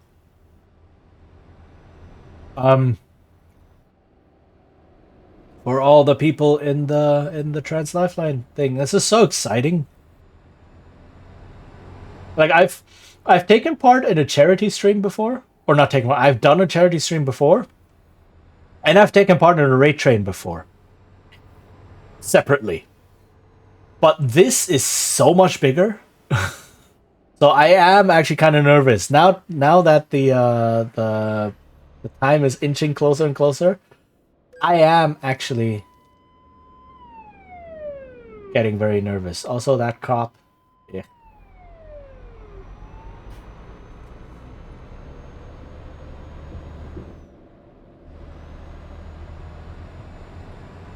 I don't even know how many people are going to be in there.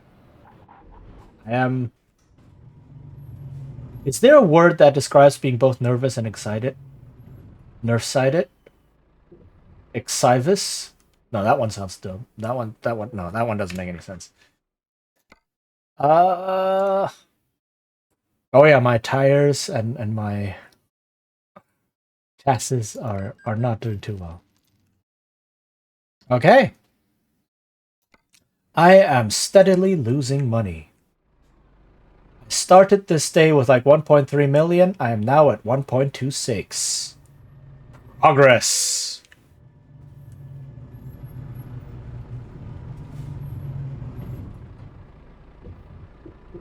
All right. Don't have me as a boss. I will lose your company all the money. A frisson is a thrilling shiver. Some people love roller coasters so much that they feel a frisson of excitement just looking at one. You're as likely to feel a frisson whether you're scared or excited. Its meaning lies directly between thrill and fear.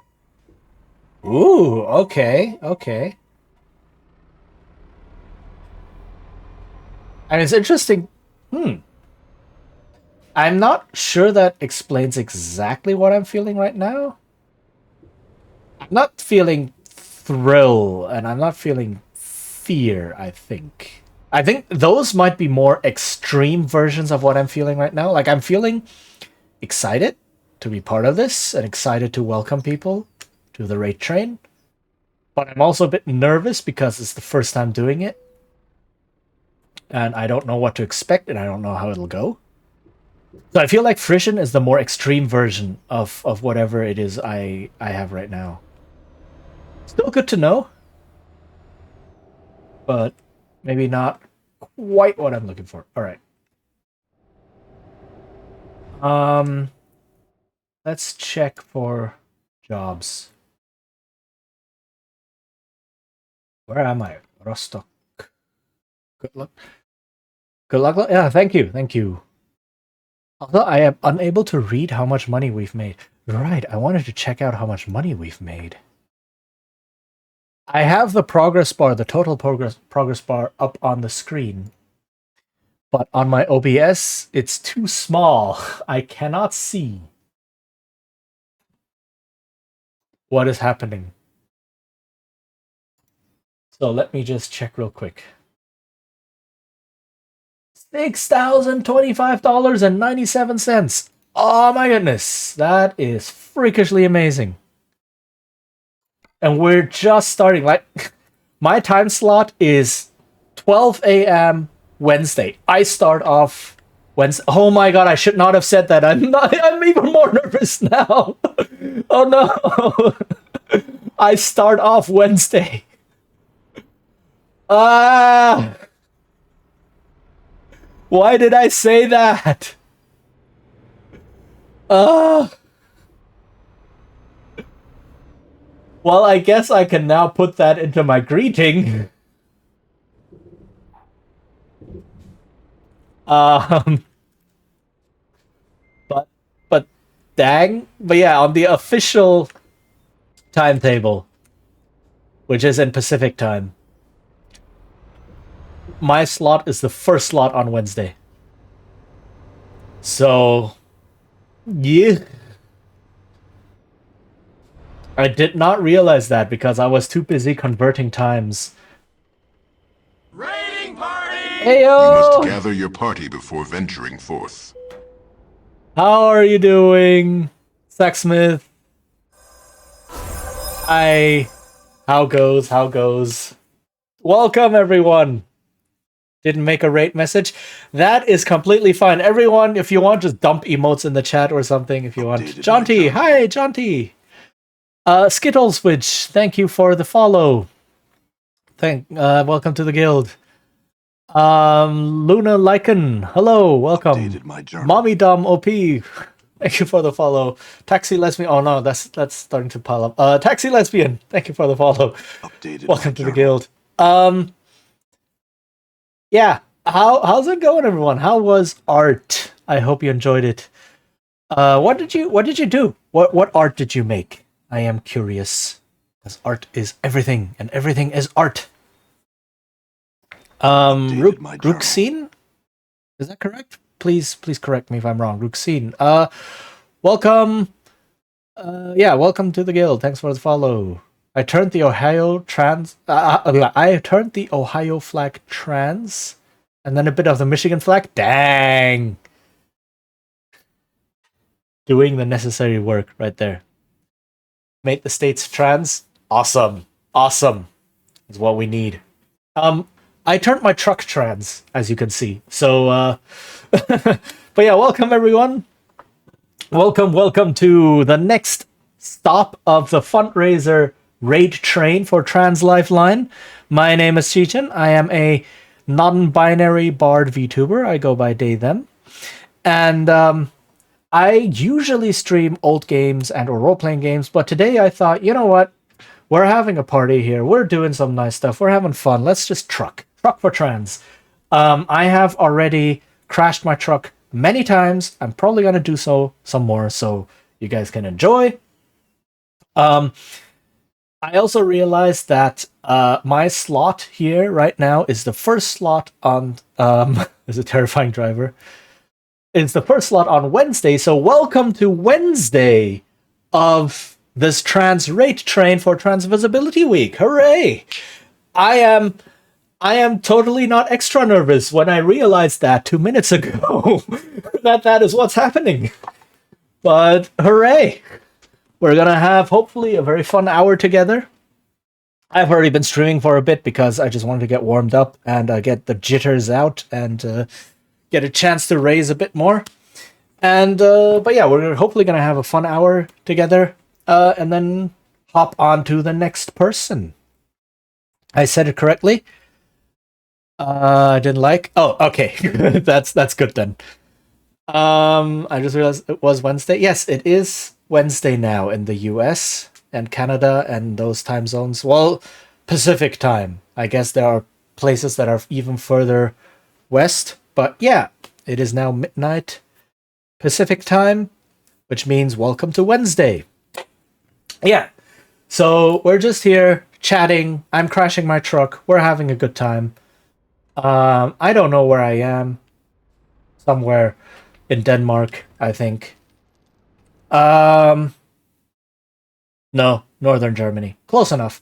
And yeah, we're just here to make some fun deliveries and just have a nice chat, pass some time. If you do need to like take a rest from the stream, please do so. Right. I know how streaming can be, that you just sit there and suddenly it's like, oh, I need to drink something. Oh, I forgot about food. Oh, I need to go to the toilet and so on. Yeah, go ahead, do that. Yes, thank you, Penelope, reminding us everyone to hydrate. Okay. Yeah, this game, in case you may not have heard of it, you are a truck driver in Europe. That's basically it. I would absolutely have gone longer if I was able to start sooner. Yeah, I feel that. Life check, everyone. Good one. Food, water, restroom, medicine. Yes, very important as well. Medicine, stretch and posture, right? Unhook your jaw, unclench your jaw, move your shoulders a little bit. I mean, I've been going for 3.5 hours, so yeah.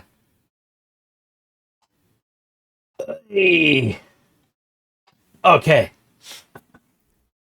I just had to wolf down some food. My journal. Okay. For Naya?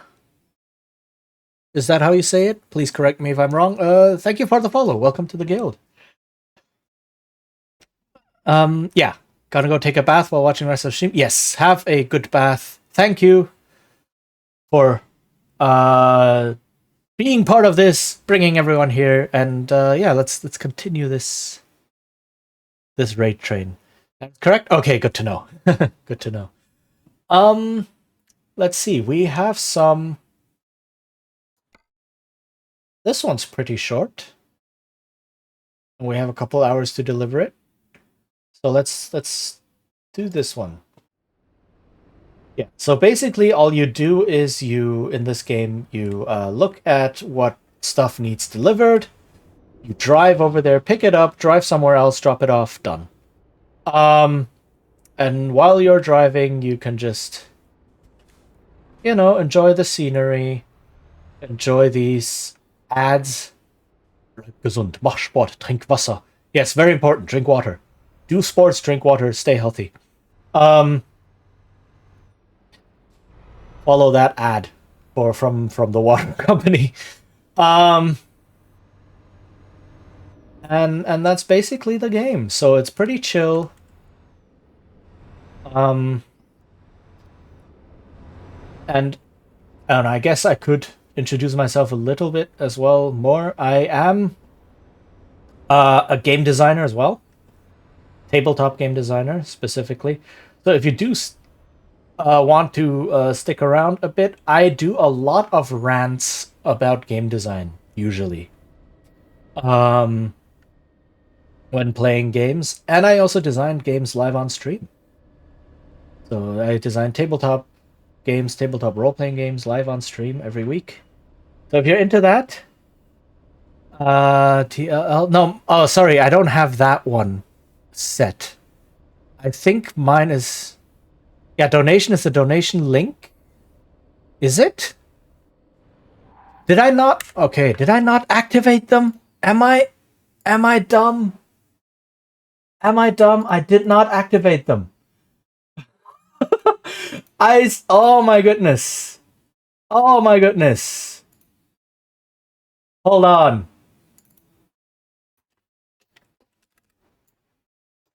There. Now they are active. Automod, please. Why are you catching?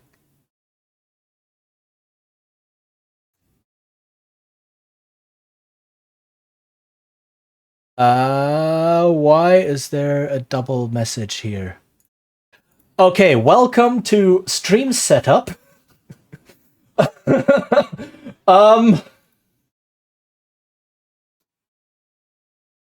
Oh, because there's a line break in there. That's fine. It breaks it up. That's okay. So that's the trans lifeline info. And now if you do donation, now you get the message. Okay, can I pin this message somehow?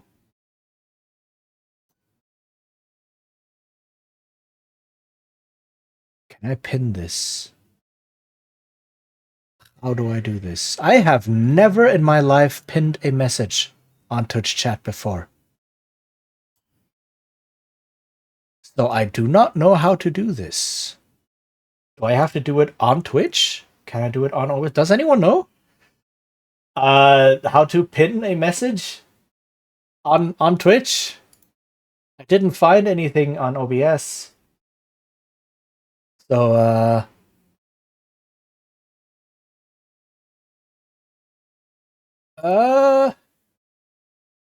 mouse over it in chat.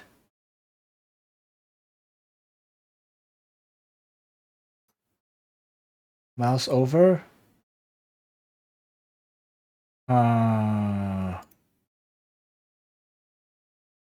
You hover over it next to the reply button. Next to the reply button.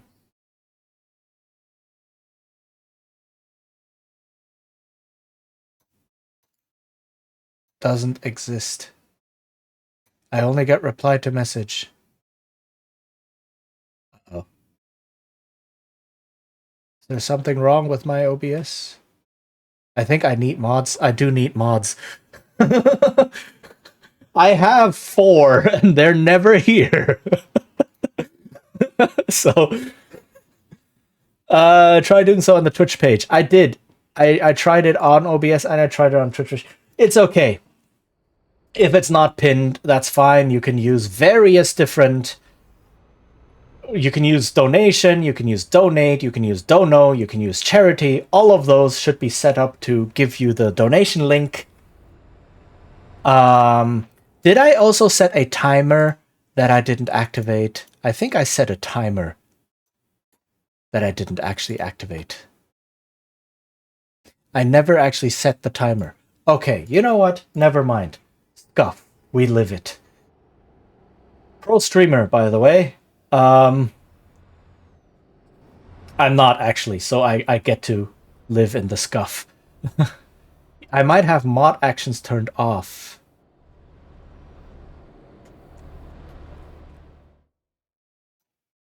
Chat settings. Can I do anything here?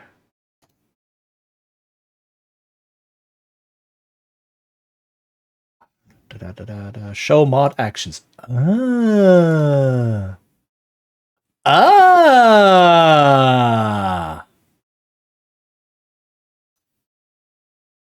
Thank you. I did have mod actions turned off. Hey, thank you. Good to know. I didn't even know that was a thing. Ah, you learn something new every day. Yay, awesome, awesome. Okay. Woo, crisis averted. All right. Now we can go back to trucking and crashing the truck. So yeah. But yeah, as you can see, I've been doing this for 2.5 years, and I still don't know how to properly stream. Well, welcome, welcome, definitely. Oh, that was definitely a crash. Please refrain from crashing the truck too late. Although I don't think that dealt any damage. That dealt no damage. Wow. I am surprised. Alright. Where am I going? Ah. My first Twitch stream was over 12 years ago. I still don't know how half of this garbage works. I mean, to be fair, my first Twitch stream was also ages ago. 10 years? Something around there. Back when it wasn't really called Twitch yet. And I'm also just figuring things out. So, besides, everything changes, and now you get all of these bots that can help you out, and you get all of these plugins and all of this fancy stuff. You have channel points and redeems and like bits and alerts and all of that. It's like, what is going on? I don't even know. Okay.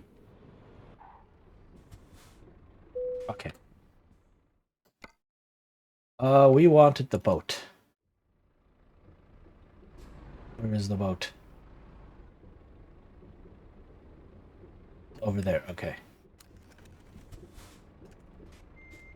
It was Twitch then? They hadn't completely shut down Justin TV yet, but Twitch existed? Okay, so that's what I remember. Justin TV was still a name. Same with Own3D, right? Because I remember back when I started, or looked into starting to stream, it was like, oh, do I go to Justin TV or do I go to Own3D?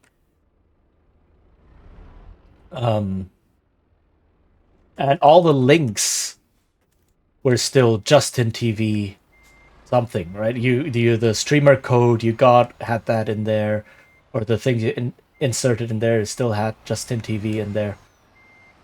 It's kind of like Twitter, right? It has a new name, but all the links are still twitter.com. It's beautiful. Twitch was the gaming subsection. Ah, right. Yes. Yes, I remember. I think this was a bad idea coming through here. No? Okay. And then it ended up having far more mileage than Justin TV's more general area. Okay. Yes. Twitch became the core. Yeah, makes sense. Oh, okay. Updated my journal. Oh, Ferociously Steph. Thank you for the follow. Welcome to the guild. I am just driving in circles here that I shouldn't be. That sign was evil. It did something bad. That sign as well. So are these. But I didn't hit them. I showed restraint. Okay, let's see. Where can I go?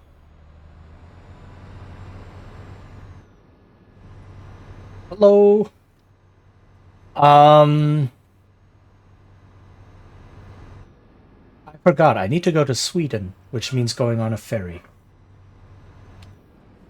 Oh well.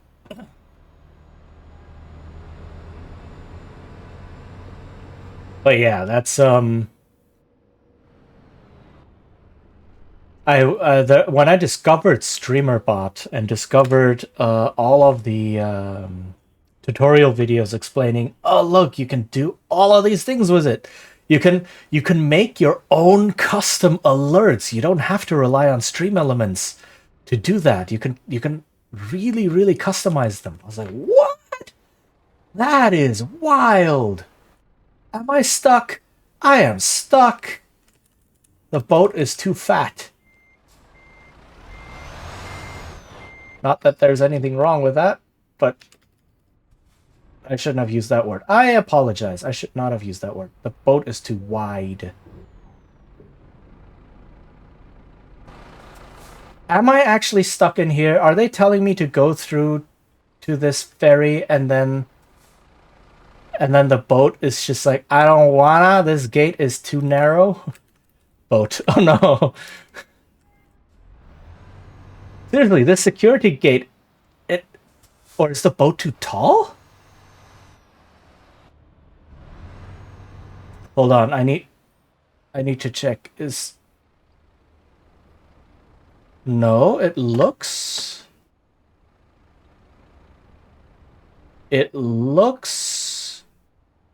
like it might just fit.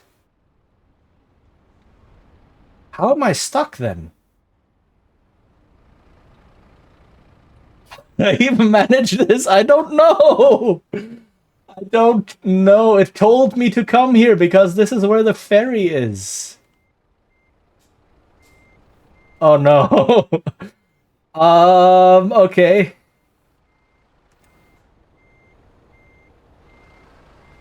Let's see.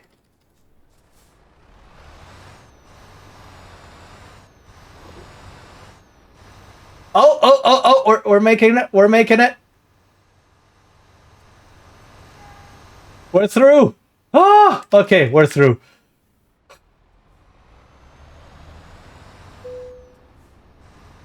Okay. Let's get back into this view. Just take the checkpoint with me. Yeah. Like, I have an extra delivery here. With every boat ordered, you get a free checkpoint. Oh, man. Boti Mechungus. Apparently, it was just narrow enough. Like, there was maybe a finger's width of leeway on each side. I punch my checkpoint card every day. Yeah, and then your boss is like, why do you not clock in? And then you just show the cards like, I went to the checkpoint. See? I have a cart that is... I don't know what I'm talking about.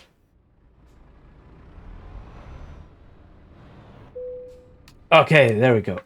Where do we have to go? Trelleborg. Glory to Arstotska?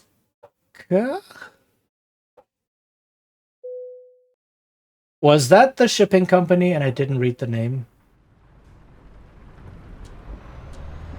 Was that the... I don't know. I don't know what that is. Where do I need to go? Oh, very close. Okay.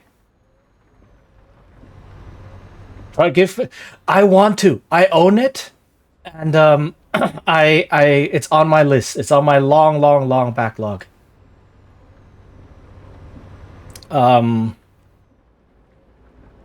I have too many big games on my backlog, is the problem. I definitely want to try Papers, Please. It looks amazing, and it looks like a game I will really enjoy. I recommend making a priority of it? Okay. I will... Like, my problem right now with gaming... I say problem. My issue right now with wanting to try new games is I want to share the experience of trying a new game. So I want to play these games on stream. But I only stream so many times per day because I only have this much energy and this much time to stream. And so a lot of games are like, I don't get to play them because I don't have the stream time for them yet. I am very, very slowly starting to embrace a couple of games that I say, okay, I'm just going to deprioritize these. I'm just going to play them on my own and not bother. But a lot of games that I think I will really enjoy and I think I will have a lot to say on them. Again, because I am a game designer, so I tend to rant on those things. I do want to. Did I go the wrong way? I went the wrong way. Whoops. Right. Just I would like to share that experience with others.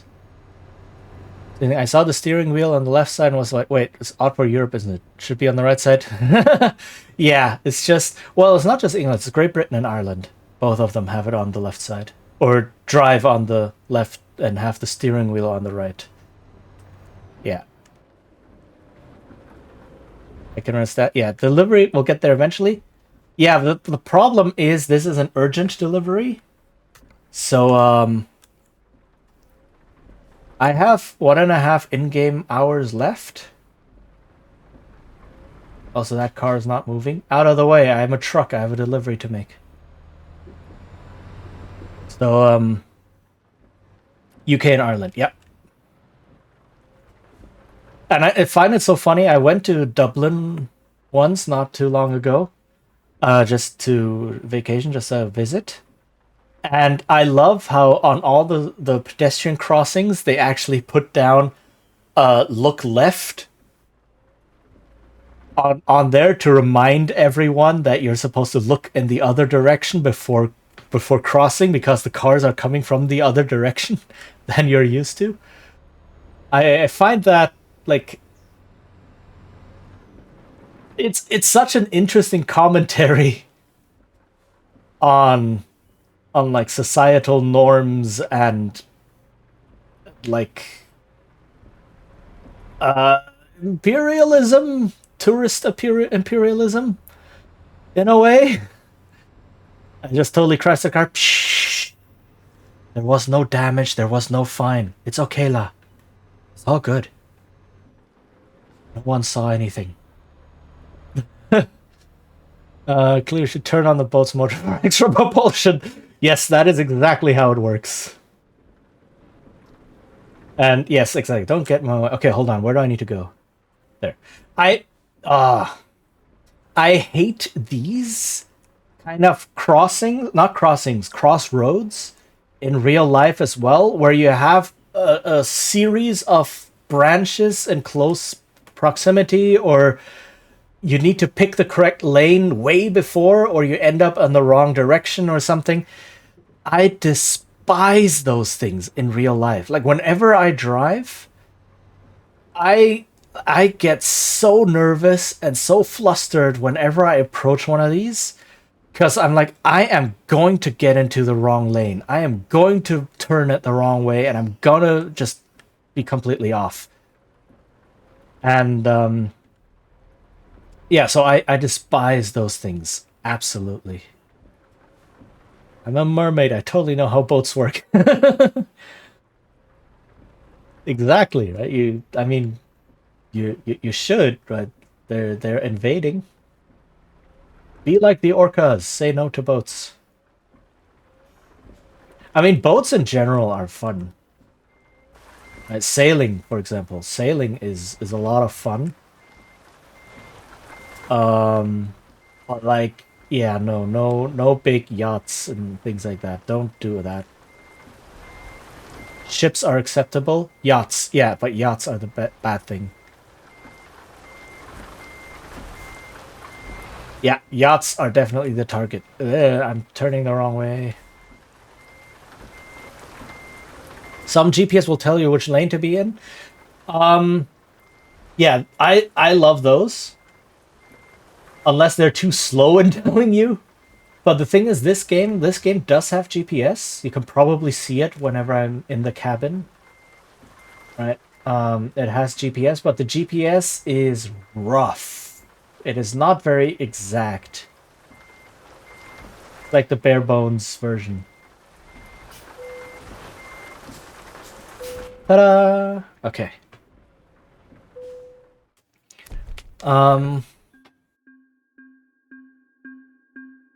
No damage! Look at that. See, I just had to spend like 2 hours warming up. And now I will not crash. Oh, and I found out this game has multiplayer. That's also like it has this convoys thing, which is like lobby based multiplayer. Took 2 hours to learn how to park. Well, yeah, but that was the tutorial. That was the first time I played it. Okay. And it's a lot of fun. You all do the same job, but it's several of you driving on the road together doing the same job. And it can be a lot of fun. They also have an in-game radio, so in-game like walkie-talkie style radio. You can use that to talk to each other. It's quite interesting. All right, let's not go to Rome. That is way too far. Let's go to which one is close by? Haha, Turkey. Linköping. Let's go here.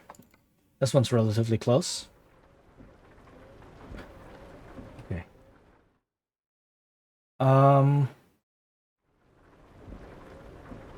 Although what I like about this game is they managed to get licenses from all the big truck companies to put the actual companies in the game. So right now I am driving a Volvo. This is a Volvo truck, and all the other companies are in there. I'll try to ram into other truckers. Penelope, you know what? There is a mod for this game that turns all the other cars on the road into ramps. So you might want to try that. But yeah, what I find funny is that they got the license to put in all of the truck companies in there. So you have Mercedes, Volvo, MAN, some others I can't remember right now. Scania is a big one, right? Crazy Euro Taxi, exactly. But not for the stores or not for the places and corporations you deliver things to and from. What? So those are like, instead of IKEA, you have IKA or something. And instead of... there's a cop car right behind me, isn't there? Oh my goodness. Okay.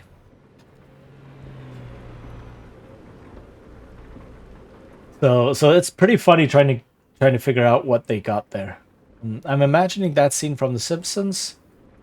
Okay, I'm texting and driving. Where Homer manages to literally jump up a semi with trailer over a whole set of other loaded semis. Ooh. I'll have to take your word for it. Never really watched that. Same, I've never actually watched Simpsons. There's a lot of these shows that a lot of people have watched and keep telling me about, and I was like, I didn't grow up with them. Ah! Ah!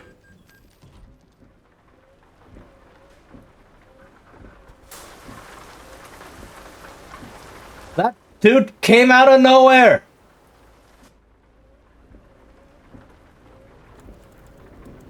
No damage.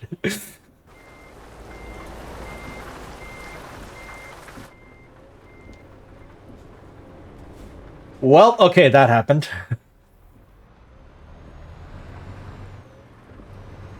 I have to go here, right? I think so.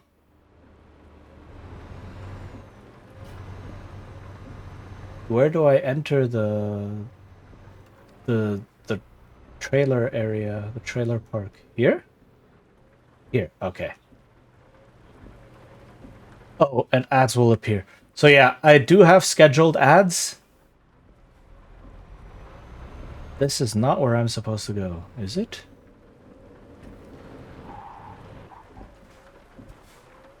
I am so lost. I don't know where I'm supposed to go.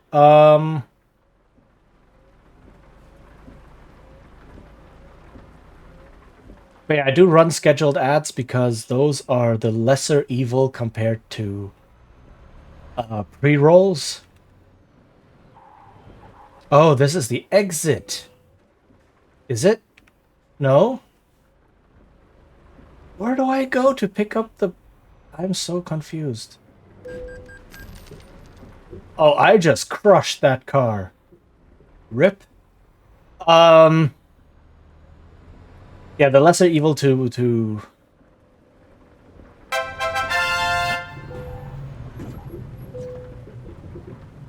That's a bit louder than I thought, but, okay, hold on. What just happened? Someone donated. Who? I don't know who. It doesn't tell me. And also, I have incentives tied to the donations. I forgot to say. Jaunty did? Jaunty. Ah! It was that one? Okay, okay, Jaunty. Then you get this one. All right.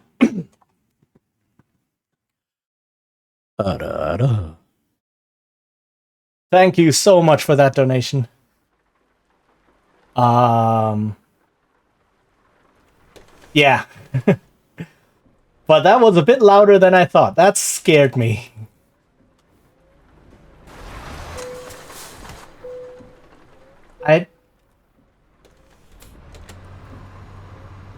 I don't think we're getting this delivery done today. I don't think that's happening. Song of my choice. Oh! Endure. App In break. Okay. enduring grow strong.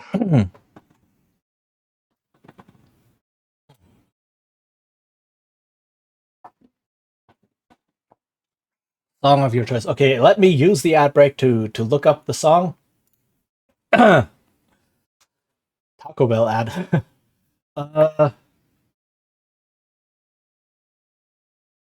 I forgot the name of the song.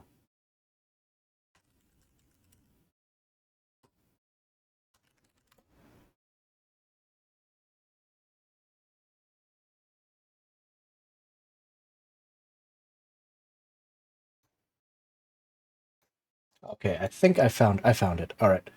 Let me make sure that let me turn on my reverb. Let me turn on my browser audio. I do not have browser audio on. Do I? I do not. Oh no. What to do? Let me browser audio. There, so you can actually hear the karaoke backing. I think I have to do this. Mm-hmm.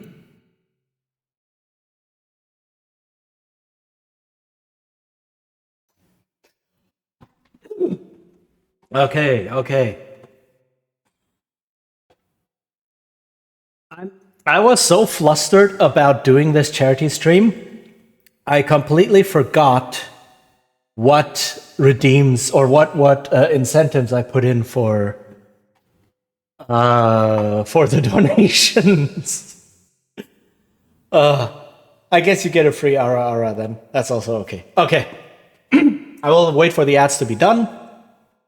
And then I will do the karaoke song. And then we'll try to get our truck out of the ditch. And probably not be able to finish that delivery today because that's not with the way I'm driving today. I guess I'm not usually this bad. Don't know what it is. Guess I'm just nervous and excited at the same time. If anyone knows the word for being nervous and excited at the same time, please let me know. We were looking for it earlier. But yeah.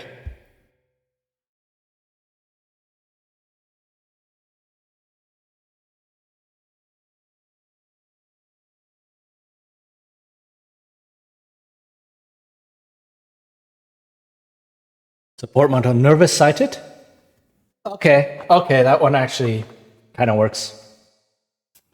Okay, let's hope that the audio isn't too loud, the song isn't too loud compared to me. But let's see. If it is too loud, then please let me know. I'll try and adjust it. Okay.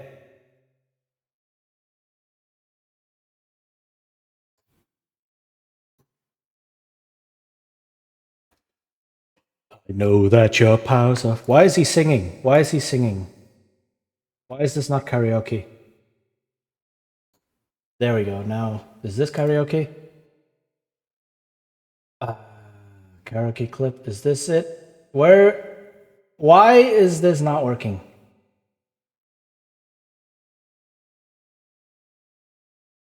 And I started up already. This is okay.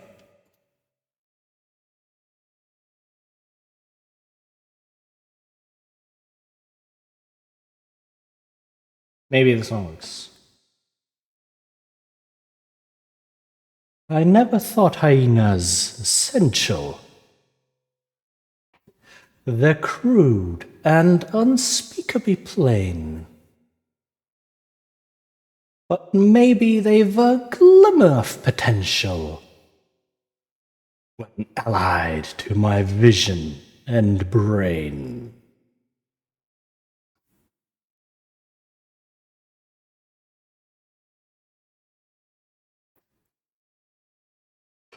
I know that your powers of retention are as wet as a warthog's backside, but thick as you are, pay attention.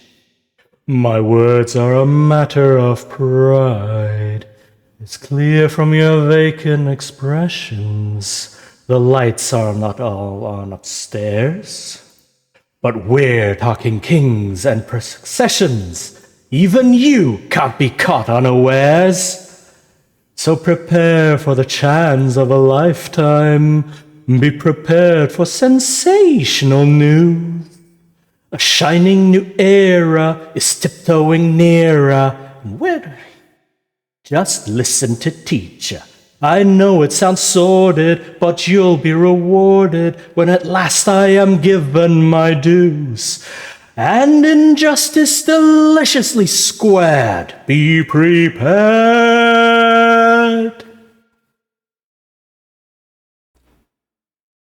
for the death of the king. No, fool, we're going to kill him, and Simba too. Idiots, there will be a king. I will be king. Stick with me, and you'll never go hungry again.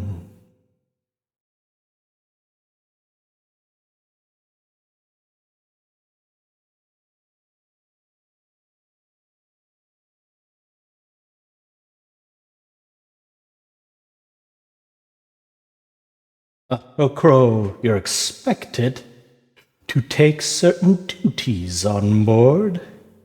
The future is littered with prizes, and though I'm the main addressee, the point that I must emphasize is you won't get a sniff without me. So prepare for the coup of the century. Be prepared for the murkiest scam. Meticulous planning, tenacity spanning, decades of denial is simply why I'll be king undisputed, respected, saluted, and seen for the wonder I am. Yes, my teeth and ambitions are bad. Be prepared.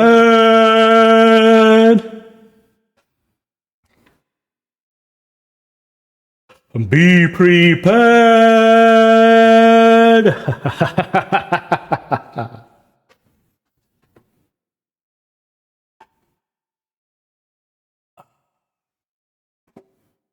Okay, that was your song. Well, my song, but for you. One of the best songs to come out of Disney, I think. Absolute classic. But sadly, the video was pretty bad. because it had doubling up of sound. That I think that was the video. That wasn't me. So But yeah, I hope you enjoyed that. This is what you get if you donate $10. And we still have like 15 minutes left, so if you want to, it is an excellent song indeed. I haven't sung it in a while. Heck, I haven't sung in general in a while. So I was a bit, and the video was making me a bit confused because there was the doubling up of the sound. So, I guess that's what happens when you just randomly pick out a karaoke video on YouTube. It was pretty rad. Dang. I'm glad you enjoyed that.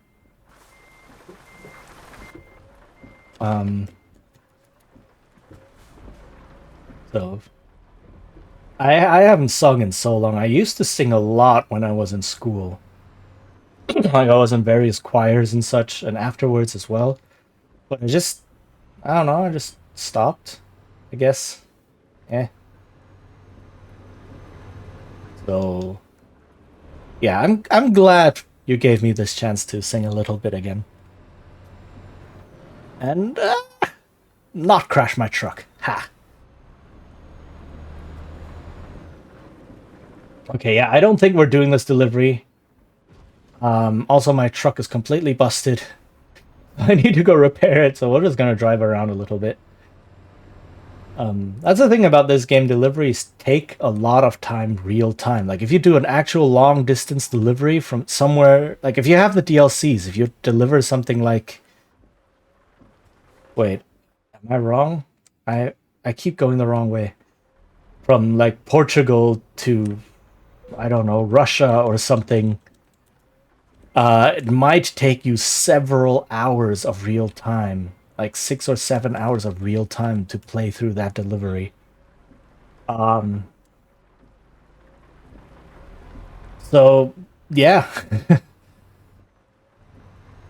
But getting one delivery done in an hour is, I think, that was on purpose. I think is pretty good. Okay. I need to get my truck fixed. It's at 43% damage. I'm gonna go broke at this rate. Oh my goodness. Look at that.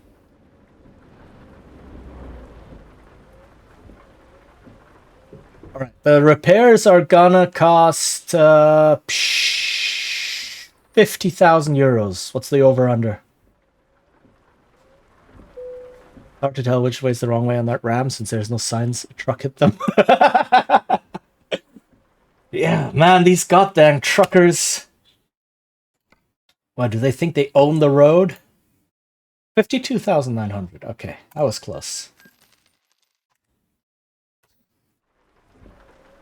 We're all driving blind now. So, let's just explore this town for a little bit. I didn't really get to show off a lot of this game. Though I do play this game on special occasions. I played this game during New Year's. A year ago, so not this New Year's, but like the one before that. And I had I had a lot of champagne and some wine while driving. So, results were predictable. To be fair though, where else do you get to drink and drive? Right. So I don't know, I guess it's just a pretty chill game for that. You can just play it in the background and crash your truck a little bit and have fun while doing charity. Yeah. Okay, let's see. I want to drive so that I can discover this bit. I guess I'll just take a turn here.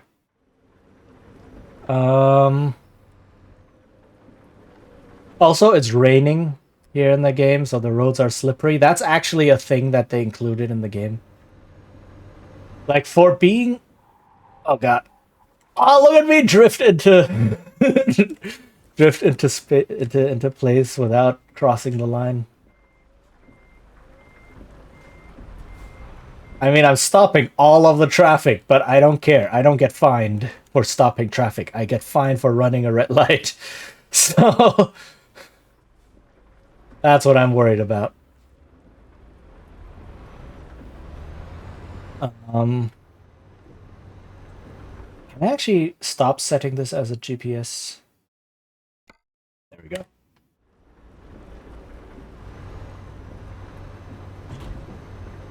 That sign came out of nowhere. I should probably go into the ending sooner rather than later. An hour is so short when you're having fun.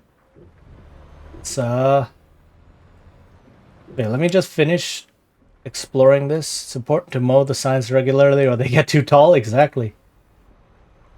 You need to show the sign people who's boss, so that they don't get to stick their signs everywhere they please. You know, it's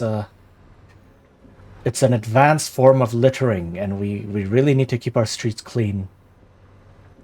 Just doing my civic duty here. I just repaired my truck. Well, I guess I can go repair it again. And then, yeah, okay, I think that's a good place to stop. Just finish this little round. I like that they have people out here, though, standing in the rain. They do have a lot of this, like, they used to have people in this game. Oh, funny thing. People in this game are indestructible. So if you see someone like a police officer or a medic, like an EMT, standing at the side of the highway, and you're going like 90 or 100 kilometers, and you ram into them, your truck will break and fly into the air, and the person is just gonna be there. So that's a funny little detail. I don't think it was intentional. I think it just handles people as static props. But you know, it's quite funny if you're and they won't even move out of the way or anything. You just ram into them, and then your truck just goes flying across the highway, and they're just standing there, completely unfazed. And then you get a fine because you ran into a person. Okay. All right, let me fix my truck one last time. Look at that vehicle malfunction. Perfect timing. Also, I need to replace some parts at some point, so okay. And then let's end this. Exit the game.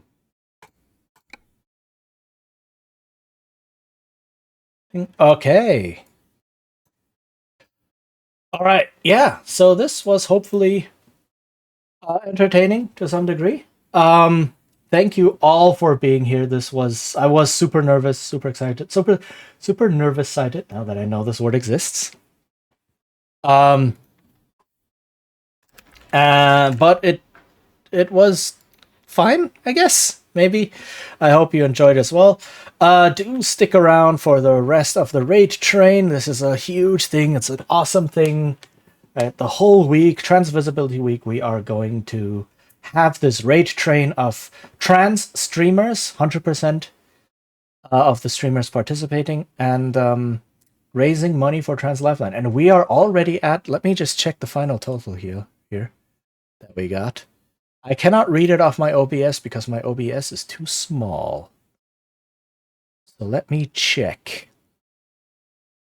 $6,045.97, and we only just started Wednesday. Yeah, thank you. I just saw that. We only just started Wednesday, and we are already more than halfway to the goal. This is we can beat this. We can beat the 10,000 goal that was set. So yeah. Do stick around. It's an awesome cause. It was a lot of fun to be able to participate in this. I sadly don't have another slot in this, but my other streams this week, I will have the donations open. So you can also donate during my regular streams this week, and then after that, I will raid into whoever's turn it is in the raid train, so that we can keep the whole thing going. So yeah, I hope you will enjoy the rest of this event, I guess. Keep being awesome. Take care, and then we will start and head to platform. Let me get their name exactly right. Platformer Princess. Platformer Princess. Yes.